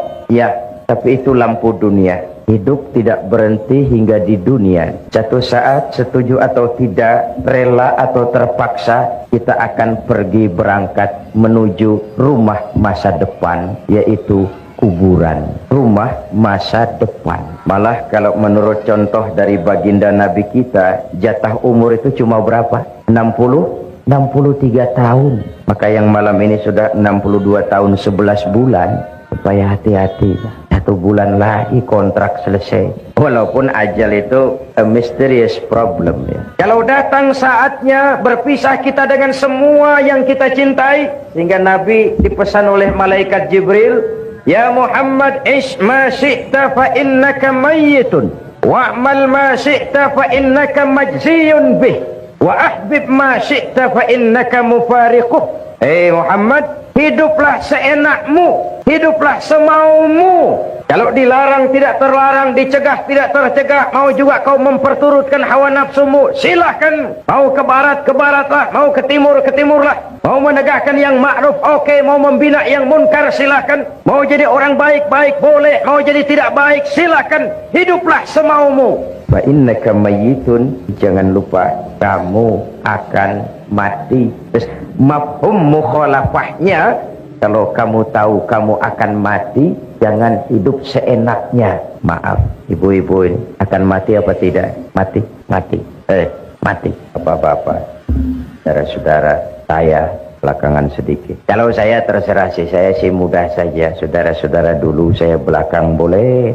Atau saya belakang, saudara dulu juga, silahkan. Hiduplah seenakmu, tapi jangan lupa kamu akan mati. Kalau mati, dibawa ke kubur. Yang mengantar cuma 3. Ahluhu wa maluhu wa amaluhu. Keluarga, harta, amal ikut mengantar. Tapi sayang, 1000 kali sayang, yang 2 kembali lagi ke rumah. Tidak mau ikut masuk ke liang kubur. Pertama, keluarga. Tidak seorang keluarganya yang bagaimanapun cintanya kepadanya yang mau ikut masuk ke liang kubur. Tidak istri, tidak suami, tidak kemenaan, tidak om, tidak tante, tidak seorang pun. Istri bapak yang katanya setia kepada bapak, yang dulu pernah berjanji buat sehidup semati di bawah tiang listrik. Dulu dia berkata, bang, apalah artinya hidup ini tanpa engkau di sisiku, bang. Dulu jangan berharap bapak masuk liang lahat, istri bapak akan mau ikut masuk ke dalam. Matanya yang sebelah kiri memang menangis, yang sebelah kanan cari ganti. Siapa? Dunia. Harta, jangankan kereta pun coba parkir di pelataran mau kubur. The best friend, teman terbaik yang ikut masuk menemani kita, amal. Misbahun mudhi, lampu yang terang, ay amalun soleh. Amal yang kita kerjakan di dunia ini, itu yang akan jadi lampu penerang di alam barzakh. Mercury ini tidak mampu menerangi gelapnya alam kubur. Kristal ini tidak mampu menerangi gelapnya alam barzakh. Sedangkan di sana ada kehidupan dan kita perlu penerang. Apa penerangnya? Amalun soleh. Bapak bantu madrasah Al-Junaid. Ayo, 1000 ringgit. 1000 ringgit terang. Mercury. Saya 500 ringgit. Kecil sedikit. Saya 1 ringgit. Lilin. Bukankah Nabi menjamin mana kosomalun min sodakatin bal yazdad sampai 3 kali. Harta tidak akan berkurang karena disedekahkan, bahkan akan bertambah dan bertambah. Jadi kalau ingin melipat gandakan jumlah uang, belanjakan di jalan Allah. At-Taubah ayat 111 memberikan jawaban, innallaha ashtara minal mu'minina anfusahum wa amwalahum bi anna lahumul jannah. Allah telah membeli dari orang-orang mukmin kita ini, diri mereka, harta mereka, bagi mereka adalah surga. Ayat ini transaksi. Pembeli Allah, penjual kita, dagangannya amwal dan anfus, harganya surga. Harganya surga. Ibu bapak, saudara-saudara hadirin yang saya hormati, jadi orang bahagia itu amalnya banyak. Jasadnya boleh hancur terkubur tanah, namanya akan hidup 1000 tahun yang akan datang. Kalau gajah mati, dia masih tinggalkan gading. Kalau harimau mati, dia masih meninggalkan belang. Kalau ibu mati, meninggalkan apa? Hutang. Innamal mar'u ahadisun ba'dahu fakun hadisan hasanan liman wa'a. Setelah manusia mati, dia akan jadi cerita bagi orang yang masih hidup. Jadilah cerita yang baik bagi orang yang kau tinggalkan. Mau baik atau tidak, bergantung apa yang kita kerjakan sekarang ini. Jadi hidup adalah kesempatan untuk beramal. Lampu yang terang, amal saleh yang kita kerjakan dalam kehidupan kita. Kalau ibu akan ke Jakarta, bapak akan ke Jakarta, tentu bawa uang. Pergi lagi ke Mekah, lebih banyak lagi bawa uang. Pergi lagi ke London, lebih jauh, banyak lagi bawa uang. Makin jauh perjalanan, makin banyak bekal yang harus kita bawa. Kalau kita mau ke Jakarta tidak bawa uang berangkat, itu bukan berani, nekat. Sampai ke Jakarta belum tentu, sengsara di jalan sudah pasti. Kenapa? Tidak ada bekal berani berangkat. Begitulah orang Islam. Belum sempat sholat, mati, nekat. Kok berani mati, belum sempat sholat. Belum beramal banyak, sudah datang ajal. Kasiat. Perjalanan demikian jauh, bekal tidak ada. Na'udzubillah, summa na'udzubillah.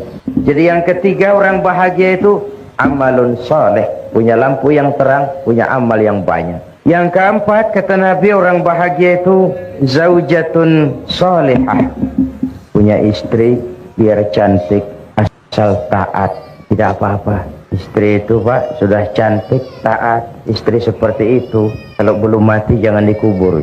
Sudah cantik, taat. Apa artinya? Rumah tangga sakinah. Tidak ada sukses yang tidak berangkat dari rumah tangga. Karier, profesi, tidak ada keberhasilan yang tidak ditunjang dari kehidupan berumah tangga. Demikian pentingnya sehingga Al-Quran dengan bahasa yang indah menyatakan, hunna libasul lakum wa antum libasul lahunna. Baiklah ya, saya kembali kepada soal kita tadi. Misi Islam membebaskan manusia dari kebodohan. Mari kita lihat. Sebenarnya pada saat Quran berkata, tutuplah auratmu, sebenarnya Quran ingin berkata, hai umat Islam, kau harus punya pabrik tekstil. Kalau Islam mengajarkan kebersihan adalah bagian daripada iman, sebenarnya Islam ingin berkata, hai umat Islam, kuasai teknologi canggih, temukan mesin pembersih, dirikan pabrik deterjen. Selama ini konsep agama belum menimbulkan bias budaya. Sebagaimana ibadah pun kita sering terjebak kepada rutinitas. Kita sholat, puasa, selain Ramadan ditambah Senin Kemis, haji kalau mampu mondar-mandir ke Mekah. Tapi sejauh mana asar pengaruhnya dalam membentuk kepribadian, kita tidak pernah mengadakan penilaian. Jangan heran kalau ada orang sholatnya rajin, maksiatnya tekun. Ini di Jakarta. Yang seperti ini di Jakarta. Di sini insya Allah sama. Puasanya rajin, Ramadan puasa, Senin Kamis puasa, tapi kepedulian sosial, kepekaan sosial tidak tumbuh walaupun dia sudah merasakan bagaimana tidak enaknya lapar dan haus. Kepada yatim kejamnya luar biasa. Haji mondar-mandir ke Mekah, tapi wawasannya tetap picik seperti katak di bawah tempurung. Kita bukan tidak bisa syahadat, kalau syahadat lancar, tahlil mantap. La ilaha illallah, la ilaha illallah, la ilaha illallah. Tapi just decoration only. Kalimat itu sering kering, tanpa ruh, tanpa jiwa, tanpa semangat. Padahal di situ ikrar monoloyalitas, bukan sekadar ucapan formal pada saat orang masuk Islam. Ikrar, asyhadu an la ilaha illallah, saya bersaksi tidak ada Tuhan selain Allah. Jikalau saya yakin tidak ada Tuhan selain Allah, artinya saya tidak akan menyembah kecuali hanya kepada Allah. Orang yang benar syahadatnya, cantik rukuknya, beres sujudnya, hebat ibadahnya. Ini syahadat. Saya bersyukur saudara-saudara saya muslimin di Singapura ini ibadahnya cantik, beres. Surau masjid-masjid di Singapura ini saya tahu selalu penuh dengan sholat berjamaah, terutama subuh. Saya tahu, saya subuh sering lewat sini. Kalau sudah subuh di sini masjid penuh sampai keluar, nggak ada yang masuk, keluar. Syahadat membentuk kepribadian. Kalau saya yakin tidak ada Tuhan selain Allah, saya tidak akan minta tolong kecuali hanya kepada Allah. Saya tidak akan menggantungkan hidup kecuali hanya kepada Allah. Saya tidak akan minta rizki kecuali hanya kepada Allah. Saya tidak akan pernah takut kecuali hanya kepada Allah. Meresap ke dalam jiwa, membentuk kepribadian, menjadi warna dari seluruh kegiatan hidup manusia. Disitulah nilai iman yang tertinggi, merasakan kehadiran Allah dekat dalam hidup. Kemanapun saya pergi, dimanapun saya berada, kalau saya sendiri, yang kedua Allah. Kalau saya berdua, yang ketiga Allah. Kalau saya bertiga, yang keempat Allah. An ta'budallaha ka'annaka tarah. Itu sumber daya kontrol yang paling efektif merasakan kehadiran Allah dekat dalam hidup. Ibu-ibu, bapak-bapak, dan saudara-saudara yang saya hormati, mari kita lihat. Tadi tajuk awalnya, umatku hanya bisa baik dengan ilmu dan harta, dengan pendidikan dan ekonomi. Kita hidup karena harapan. Kita ingin anak-anak kita lebih baik daripada kita. Dan untuk itu kita orang tua berkorban agar mereka bisa melanjutkan pendidikan. Sementara Madrasah Al-Junaid ini dibangun tahun 27. Jumlah muridnya sudah lebih banyak daripada jumlah tempat belajarnya, sehingga tidak mampu lagi untuk menampung. Dan itu saya katakan tadi, pengembangannya, keberadaannya, kelangsungan hidupnya, tanggung jawab kita bersama. Tidak sekadar tanggung jawab pengurusnya, tanggung jawab kita bersama-sama. Nah, tidak cukup membangun madrasah hanya dengan ilmu, wal mal, juga dengan harta. Sebab itu di dalam kitab Durratun Nasihin ada riwayat nanti di akhirat. Ibu-ibu sudah pernah ke akhirat? Belum? Belum. Sama. Mau ke akhirat? Kalau mau saya daftar, besok berangkat. Di akhirat, menurut kitab Durratun Nasihin, ada 4 golongan manusia bertengkar di depan pintu surga. Masing-masing mereka merasa punya hak masuk lebih dahulu ke dalam surga. Haji mabrur, orang mati syahid, ulama, dan orang kaya yang pemurah. Bertengkar. Kata yang haji mabrur, saya lebih dulu masuk surga. I am the first. Kata yang mati syahid, tidak bisa, saya lebih dulu. Kata yang pemurah kaya, tidak mungkin, saya lebih dulu. Bertengkar. Akhirnya Allah mengutus malaikat Jibril. Bril. Ini bahasa Zainuddin. Di hadisnya tidak begitu. Jangan nanti kok ini tidak bril sih. Ini bahasa Zainuddin, Pak. Supaya live. Jibril, labbaik ya Rabb. Coba kamu turun, tanya itu. Kenapa mereka bertengkar di depan pintu surga? Cepat. Oke, bos. Ini juga bahasa Zainuddin. Turun Jibril. Saudara-saudara, kenapa bertengkar di sini? Ya Jibril, maafkan. Kenapa? Setiap kami merasa punya hak lebih dahulu masuk ke dalam surga. Oh, begitu. Iya. Oke.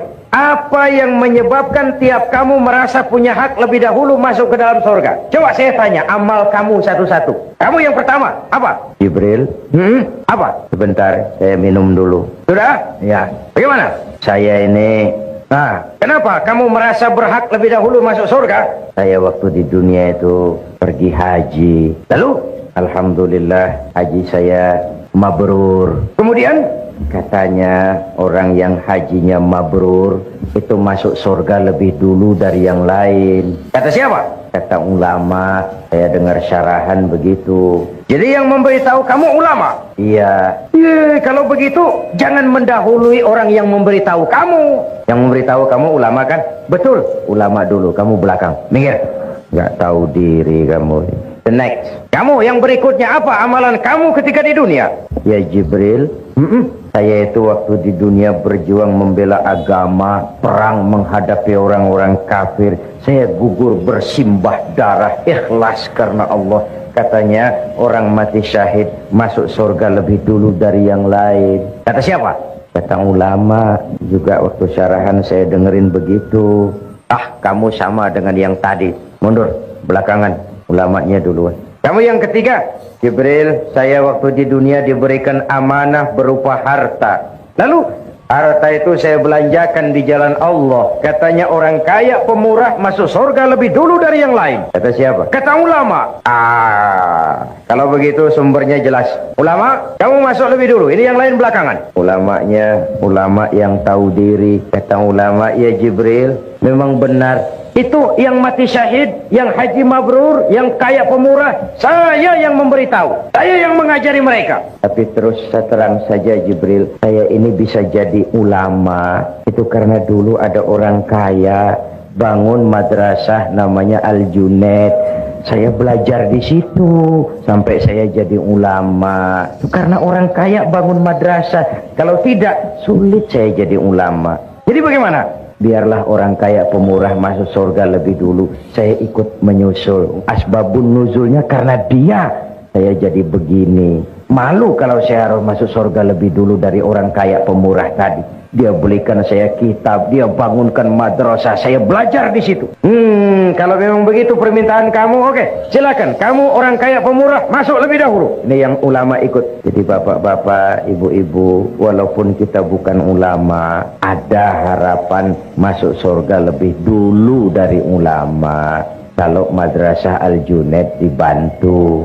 Sudah jadi ulama tidak, bakhil, pakai apa ke surganya? Nah, di dalam sebuah hadis qudsi Nabi Allah Subhanahu wa taala berfirman, "Uhibbu ahlas sakha wa hubbi lil faqir asy-syaqi ashad." Aku cinta orang pemurah, orang yang suka berderma, tapi aku lebih cinta orang miskin yang pemurah. Orang kaya pemurah, Allah cinta. Orang miskin pemurah, Allah lebih cinta. Kenapa? Kondisi. Orang kaya sodako 1.000 ringgit. Orang miskin sodako 1.000 ringgit. Sama 1.000 ringgitnya, tapi pahalanya lebih besar yang miskin itu. Sebab apa? Buat si miskin 1.000 ringgit dia harus peras keringat, banting tulang. Pergi pagi, pulang petang cari nafas. Dia berani seperti beraninya yang kaya itu tadi. Nah, sehingga pada waktu Nabi Sulaiman jihad, beliau mengadakan mobilisasi dana. Sebaca malam ini mengedarkan derma. Yang memberikan sumbangan derma tidak hanya manusia, jin, binatang ikut memberikan sumbangan. Menyumbang semua. Mula-mula datang gajah. Gajah nyumbang kerbau. Datang kerbau, kerbau menyumbang kambing. Datang kambing, kambing menyumbang ayam. Datang ayam, ayam menyumbang burung. Datang burung, burung menyumbang belalang. Terakhir datang belalang, nyumbang semut. Semut yang kecil. Gajah yang menyumbang kerbau, melihat belalang nyumbang semut, senyum sinis. Hei belalang, semut terlalu kecil. Untuk apa Sulaiman kau berikan semut? Lihat aku nyumbang kerbau, kata gajah. Nabi Sulaiman senyum lalu beliau bersabda, Al-hadiyatu biqadril muhdi. Pemberian itu sesuai dengan kemampuan yang memberi. Kalau kamu gajah menyumbang kerbau, pantas. Kamu besar, sumbangannya besar. Kalau kamu belalang menyumbang semut, wajar. Kamu kecil, sumbangannya kecil. Jadi kau jah, walaupun nyumbang kerbau jangan sombong jah. Kamu besar, sumbangannya besar. Yang aneh itu ada gajah nyumbang semut. Orangnya kaya, keretanya banyak, uangnya banyak. Datang panitia pembangunan Madrasah Al-Junaid. Ringgit gajah nyumbang kerbau. Saya percaya malam ini di sini banyak gajah-gajah ini, Pak. Mudah-mudahan Al-Junaid dapat kerbau. Ibu bapak, saudara-saudara hadirin yang saya hormati. Jadi hanya dengan semangat ilmu maka nilai amal itu bisa kita harapkan. Kata orang, dengan ilmu hidup jadi mudah, dengan seni hidup jadi indah, dengan agama hidup jadi terarah. Dengan ilmu hidup jadi mudah. Bapak-bapak yang duduk di sebelah sana tentu tidak jelas melihat ke sini, bisa melihat ke layar. Kemudahan ini karena ilmu.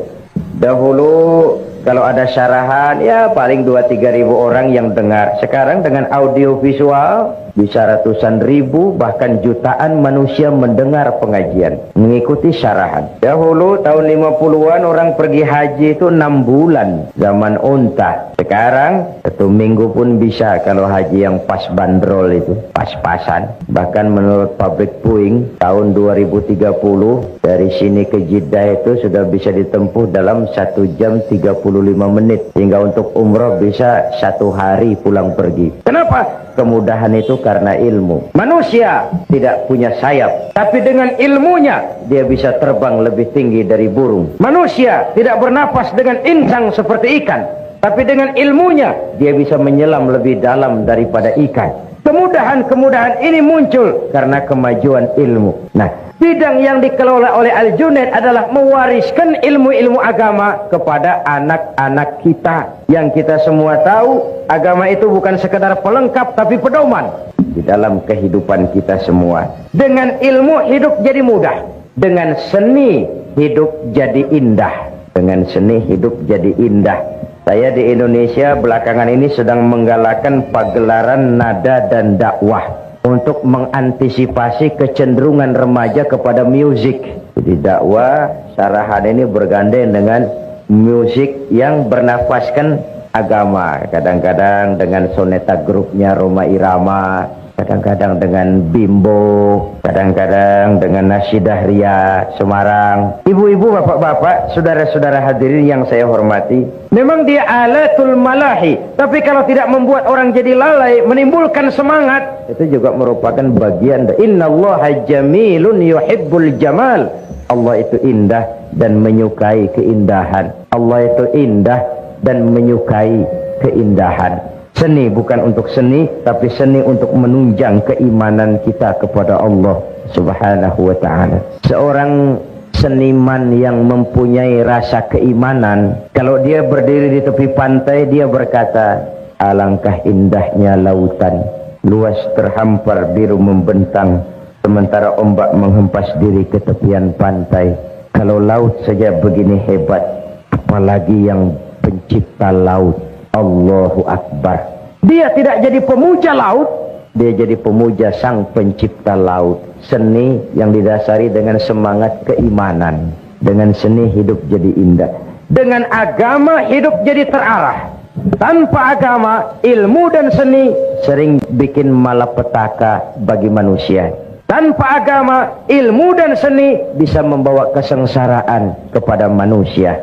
Nah, untuk itu sekali lagi, Madrasah Al-Junaid ini adalah milik kita bersama, tanggung jawab kita bersama. Umatku hanya bisa jadi baik dengan ilmu dan harta. Kalau ilmu konteks kaitannya adalah keimanan, maka harta adalah kebersamaan. Yang saya katakan tadi, ringan harus sama kita jinjing, berat harus sama kita pikul. Kalau kita mau rukun, kompak, bersatu, tidak ada yang tidak bisa kita kerjakan. Tapi kalau berpecah belah, apa yang bisa kita lakukan? Alaika bil jamaah, fa innama ya'kulu dhi'bu minal ghanamil qasiyah. Hendaklah kamu selalu berjamaah, rukun, kompak, dan bersatu. Sebab serigala hanya akan memakan kambing-kambing yang berpisah dari rombongannya. Serigala hanya akan memakan kambing-kambing yang berpisah dari rombongannya. Carilah dunia, carilah uang, carilah kedudukan, tapi jangan tujuan. Itu sekadar alat untuk menunjang ibadah kita kepada Allah Subhanahu wa ta'ala. Ibu-ibu, bapak-bapak, saudara-saudara, belum lama ketika saya di Jawa Timur mengadakan tabligh akbar bersama misi kesenian Islam Xinjiang dari Cina, ke tempat saya menginap datang seorang tamu istimewa, Mr. Spalding, konsuler dari kedutaan Amerika di Jakarta. Dia tanya saya, bagaimana pendapat Pak Zainuddin tentang sikap Amerika terhadap Islam dan bagaimana pengalaman Bapak berdakwah di Amerika. Saya katakan, begini Om Spalding, Amerika selama ini melihat Islam bukan dari konsepnya, tapi dari tingkah laku orang-orangnya yang kebetulan tidak sesuai dengan ajaran Islam. Kalau Tuhan mau jujur, Tuhan lihat Islam dari konsepnya, Tuhan tidak akan punya kesan bahwa Islam is teroris, Islam is ekstremis. Tidak. Dia tanya, kenapa kerukunan antar umat beragama di Indonesia terjalin dengan baik? Ya, karena kami umat Islam mayoritas. Tuhan boleh lihat dimanapun saja di dunia ini, kalau umat Islam mayoritas, orang luar bisa hidup dengan tenang, aman, damai, dilindungi undang-undang dan tidak pernah diganggu. Kesan mereka selama ini, we are extremists, we are terrorists. Nah, kita umat Islam punya kewajiban moral karena kita adalah iklan daripada agama kita sendiri. Kita tidak perlu Islam baru, kita hanya perlu cara baru mengemas Islam. Kita hanya perlu cara baru memahami Islam. Bukan Islam yang baru, tapi cara mengemas Islam. Itu yang kita perlukan. Ibu-ibu, bapak-bapak, saudara-saudara hadirin yang saya hormati. Itulah sebabnya Nabi mengajarkan, basyiru wala tunaffiru, yassiru wala tu'assiru. Gembirakan orang, jangan ditakut-takuti. Mudahkan persoalan orang, jangan dibikin sulit. Ini prinsip dakwah yang beliau kerjakan. Dakwah menyentuh, bukan menyinggung. Dakwah mengajak, bukan mengejek. Dakwah dengan argumen, bukan dengan sentimen. Dakwah itu zaklik, tidak personlik.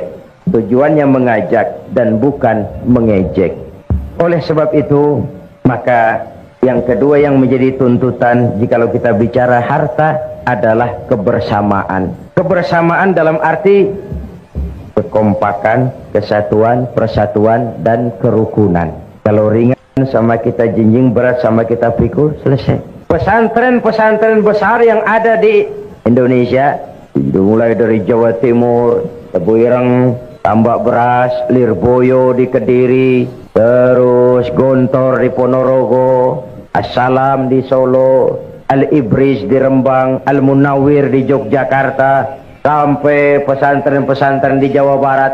Itu tidak muncul besar sekaligus hanya dengan simsalabim abracadabra, tapi dimulai step by step, sedikit demi sedikit, karena need, satu keperluan, hajat umat, dan itu merupakan tanggung jawab kita bersama. Ibu-ibu dan bapak-bapak, saudara-saudara hadirin yang saya hormati, kita masih ingat tentu tentang, ya, kalau kemarin Barcelona, kita ingat Spanyol, Olimpiade.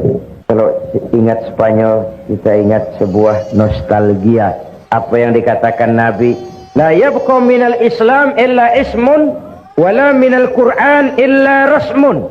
Spanyol lah tempatnya. Satu contoh kejadian, orang Spanyol, Islam tinggal kisah masa lalu, the last day of the world. Mereka kalau cerita kepada anak-anaknya, nah di sini dulu ada agama namanya Islam. Tidak tuh mak, dulu. Banyak orang Islam kalau sholat, hari Jumat sholat. Kapan itu mak? Dulu. Islam cuma cerita masa lalu. Nah, kita punya tanggung jawab moral. Bukan saja menjaga Islam ini, tapi mewariskannya kepada anak-anak kita. Sehingga sering saya contohkan dalam berbagai kesempatan, umat Islam di dalam kebersamaan itu bagaikan 5 jari ini. Jikalau dia rukun, kompak, bersatu, apa yang tidak terpegang. Tapi kalau berpecah belah, apa nak dipegang? Ini ibu jari. Siapa ini? Orang-orang yang memegang kekuasaan. Umaro, kerja apa saja kalau sudah diginikan oleh Umaro, lumayan. Diginikan, kiamat. Umaro. Sebab itu umat Islam melalui sholat berjamaah diajarkan, umat Islam bukan umat yang ekstrim. We are not terrorists, we are not extremists. Macam mana sholat mendidik kita? Bagaimanapun kalau imam takbir, makmum takbir. Imam ruku, makmum ruku. Imam sujud, makmum sujud. It is loyalty. Asal imam benar. Tapi memang masyarakat Islam bukan masyarakat yang buta. Kenapa? Kalau imam keliru, mestinya ruku, imam sujud. Wah, salah. Tegur. Bagaimana menegurnya? Ada kaifiah, rule of the game. Subhanallah. Tidak boleh imam keliru, makmum emosi. Main pegang. Mam, salah. Kacau solat. Kalau imam benar, makmum pasti ikut. Sekarang imam buang angin. Apa makmum lalu berkata, demi kesetiaan saya kepada imam. Imam buang angin, saya lebih keras lagi. Itu yang disebut taklidul a'ma. Di situ demokrasi. Imam buang angin, ke pinggir saja. Yang di belakang maju. Teruskan pekerjaan imam demi menjaga keselamatan sholat berjamaah. Tidak perlu membentuk sholat baru. Lanjutkan saja. Iyyaka na'budu wa iyyaka nasta'in. Sampai situ imam buang angin, ke pinggir. Yang di belakang maju. Teruskan. Ihdinas siratal mustaqim. Tidak perlu bikin sholat baru. Asal imam tahu diri, kalau sudah buang angin, ke pinggir. Sholat sering rusak karena imam sudah buang angin, tenang. Seperti orang tidak punya salah. Selesai sholat ditanya, Pak Imam tadi buang angin ya. Kehidupan sosial, mekanisme kehidupan berdemokrasi diajarkan melalui sholat. Umat ini umat yang loyal. Umaron, harus ada Muslim yang jadi manpower. Yang ini telunjuk, alat untuk menunjuk. Ini siapa? Agniya, yang orang kaya, para pengusaha. Di mana-mana kalau orang kaya sudah menunjuk, biasanya tidak banyak masalah. Nanti masjidnya dibangun sebelah sana ya. Itu kalau orang kaya yang menunjuk, selesai masjid. Coba kita yang miskin nunjuk-nunjuk begini, nggak laku Pak. Dipegang orang apa-apaan ini, nggak modal. Agniya, harta bukan sebagai alat, bukan sebagai tujuan, tapi sebagai alat. Sebagai alat, agniya. Membangun rumah sakit tidak cukup dengan pidato. Membangun masjid tidak bisa hanya dengan semangat. Membangun madrasah tidak cukup dengan ilmu. Perlu harta. Ini jari tengah, ke kanan tidak, ke kiri tidak. istilahnya ini tidak kemana-mana tapi ada di mana-mana. Nih ulama, tokoh-tokoh agama, para pemimpin menjadi milik semua golongan. Yang ini jari manis, walaupun buntung tetap jari manis namanya. Siapa? Remaja, pemuda. Masa muda adalah masa yang paling manis. Semua harapan milik anak-anak kita. Belum pernah saya dengar ada orang pidato para kakek-kakek harapan bangsa. Belum pernah. Sudah harapan itu remaja, pemuda, the next generation. Tapi itu terutama adik-adik saya, para remaja, para pemuda. Kaulah hari depan Islam di Singapura ini. Di pundakmulah tanggung jawab ini. Dan sekarang kewajibanmu membekali diri. Perjalanan masih panjang, sementara hidup hanya sekadar menunggu giliran. Musim berlalu, ada saat datang, ada saat pergi, itu pasti. Mau hidup harus berani mati. Takut mati, jangan hidup. Takut hidup, mati saja. Jadi berani hidup, tidak takut mati.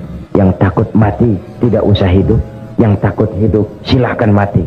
Hidup bukan undian, jangan berharap untung besar tanpa peras keringat. Biarlah berakit-rakit kita ke hulu, asal bisa berenang-renang ke tepian.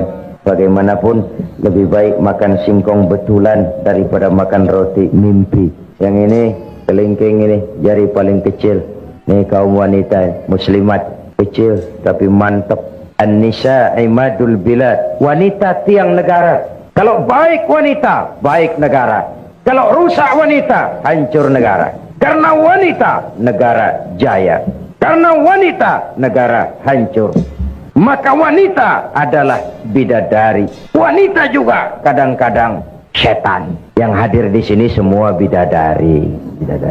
Tapi kan memang begitu toh. Sejarah ini tidak hanya melahirkan Golda Meir, Indira Gandhi, Bandaran Naike, Margaret Thatcher, Corazon Aquino, Kartini, Dewi Sartika. Sejarah juga melahirkan perempuan-perempuan kelas Cleopatra, Margaret Josephine, Eva Braun, Pamela Bordes, Donna Rice, rombongan-rombongan setan. Kalau bersatulah 5 jari ini, rasanya tidak ada yang tidak bisa kita lakukan. Tapi kalau berpecah belah, apa yang mau kita kerjakan?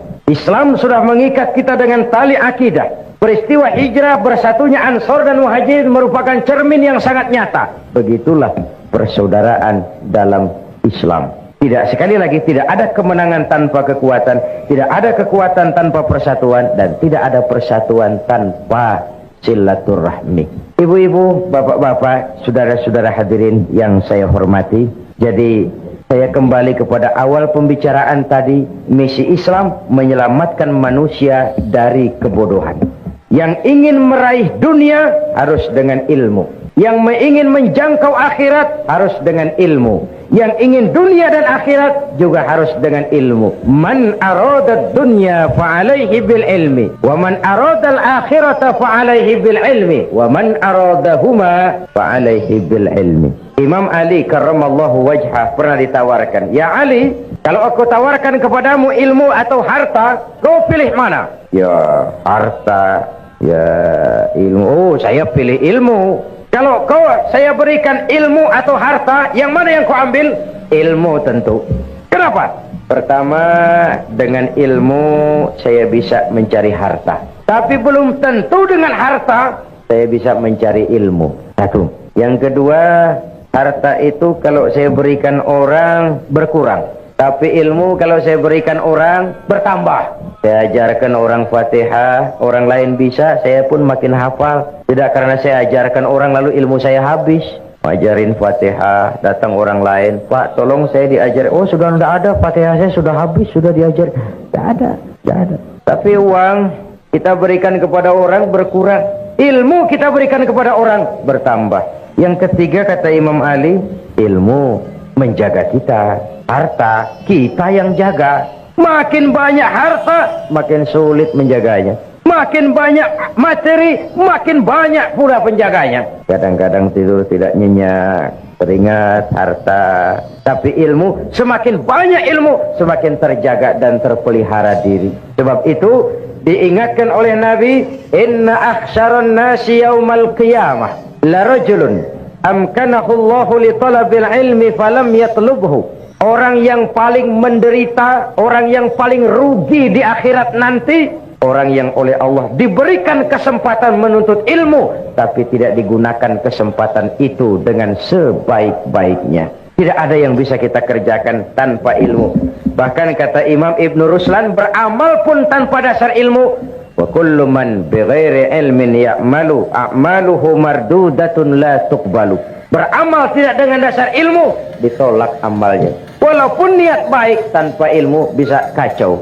Contoh, dahulu di kampung saya ada 3 orang bodoh sholat di surau. Suraunya sudah tua, atasnya pagar, banyak tikus. 1 jadi imam, 2 jadi makmum. Waktu tahiyat, at-tahiyat, baru sampai tikus jatuh tepat di depan imam, besar. Imam lantaran terkejut mau at-tahiyatul, tikus jatuh, rusak sholatnya. Temannya yang di belakang maksudnya baik, mau menegur, baik maksudnya. Cuma karena tidak ada ilmu, tidak mengerti bagaimana menegurnya.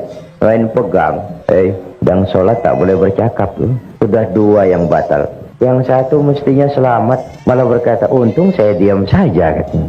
Akhirnya jadi ngobrol semua. Lain lagi anak kecil budak nih. Kata maknya, nak, sholat kau sana. Saya tak pandai sholat, mak. Kau ikut sajalah ayahmu. Apa yang bapakmu kerjakan, ikut sajalah. Yalah, kalau ikut bolehlah. Sholatlah di belakang bapaknya. Sholat di balai bambu, tidak pakai tikar. Ketika sujud, hidung bapak terjepit bambu. Sakit dan terkejut, bapak teriak, aduh. Anak di belakang ingat pesan maknya, oh ikuti saja bapakmu. Anak malah pakai irama pula, aduh. Sudah pun anak mengadu, bapaknya menoleh ke belakang. Kata bapaknya, kau terjepit juga ya? Aduh, bercakap lagi, ngobrol lagi. Ini contoh ringan saja betapa beramal tidak dengan dasar ilmu. Walaupun niatnya baik, hasilnya jadi tidak baik. Umat Islam hanya akan berjaya, bisa berjaya dengan kekuatan ilmu dan kekuatan ekonomi. Dari sini kita berangkat untuk mengejar ketinggalan-ketinggalan kita. Dasar semangat landasannya tidak lain adalah iman dan ukhuwah, keyakinan dan kebersamaan. Karena iman kita hidup, untuk iman kita berjuang, dalam iman kita ingin kembali menghadap Allah. Membina madrasah Al-Junaid, membantu madrasah bernama buat madrasah, kalau bukan iman yang jadi tuntutan, sulit, berat. Sebagaimana hijrah Nabi dan sahabat ke Mekah, apa nak dicari? Menempuh gurun pasir yang gersang dan tandus, meninggalkan kampung halaman tempat di mana mereka dilahirkan dan dibesarkan. Harta yang dibawa sekadar yang mungkin dibawa. Seluruh keluarga yang berbeda akidah terpaksa to say goodbye my dear. 450 kilo Mekah Madinah. Kalau siang panasnya membakar kulit, kalau malam dinginnya menusuk ke tulang sumsum. Apa yang mereka cari? Jawabannya sama dengan kalau saya berkata, Bapak Ibu malam ini datang ke sini. Apa yang dicari? Cuma sekedar ingin melihat makhluk bernama Zainuddin? Tidak, iman. Karena iman, Nabi dan sahabat meninggalkan kampung halaman. Karena iman, mereka tinggalkan harta benda. Karena iman, mereka pisah dengan semua keluarga. Kalau iman sudah bicara, yang jauh terasa dekat, yang lemah jadi kuat, yang takut jadi berani. Kalau iman sudah bicara, sengatan terik matahari laksana sinar bulan purnama. Kalau iman sudah bicara, penjara bisa lebih indah dari istana. Bahkan tali gantungan laksana lambaian tangan bidadari. Itu yang dirasakan Abdul Qadir Audah. Itu yang dirasakan Hasan Al-Banna. Itu yang dirasakan Sayyid Qutb pada saat naik tiang gantungan.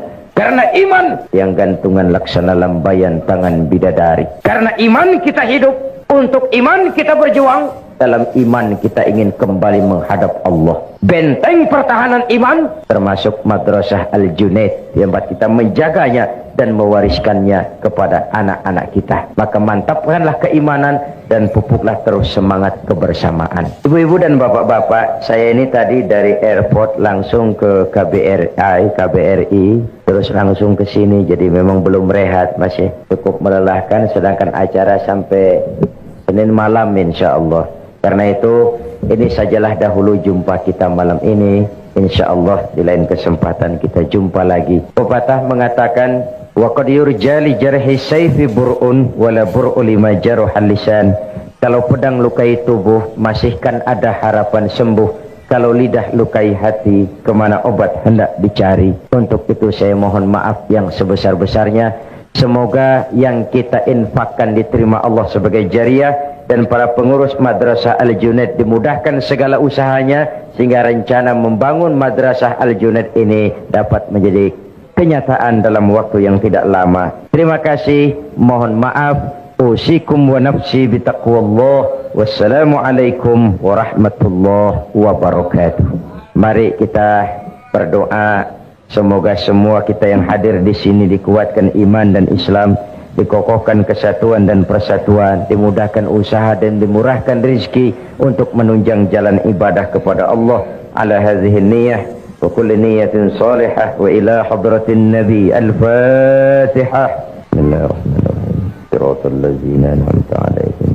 Bismillahirrahmanirrahim. Alhamdulillahi rabbil alamin. Allahumma salli wa sallim ala sayyidina Muhammad wa ala alihi wa sahbihi ajma'in.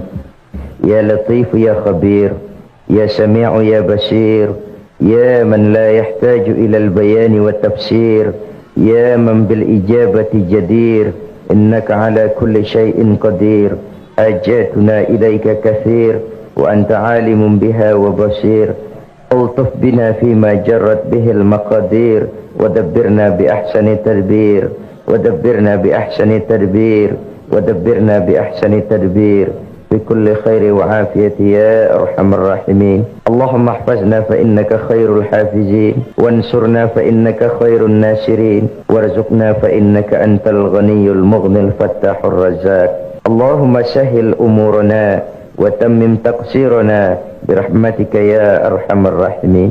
اللهم أصلح من في صلاحه صلاح المسلمين، اللهم أهلك من في هلاكه صلاح المسلمين. اللهم اغفر لنا ولوالدينا وارحمهما كما ربيانا صغارا. ربنا آتنا في الدنيا حسنة وفي الآخرة حسنة وقنا عذاب النار.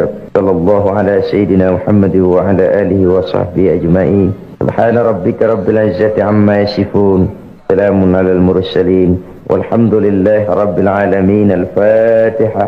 يا أرحم الراحمين ارحمنا، يا أرحم الراحمين ارحمنا، يا أرحم الراحمين ارحمنا. دعواهم بها اللهم وتحيتهم فيها السلام. آخر دعواهم أن الحمد لله رب العالمين. تقبل الله منكم. السلام عليكم.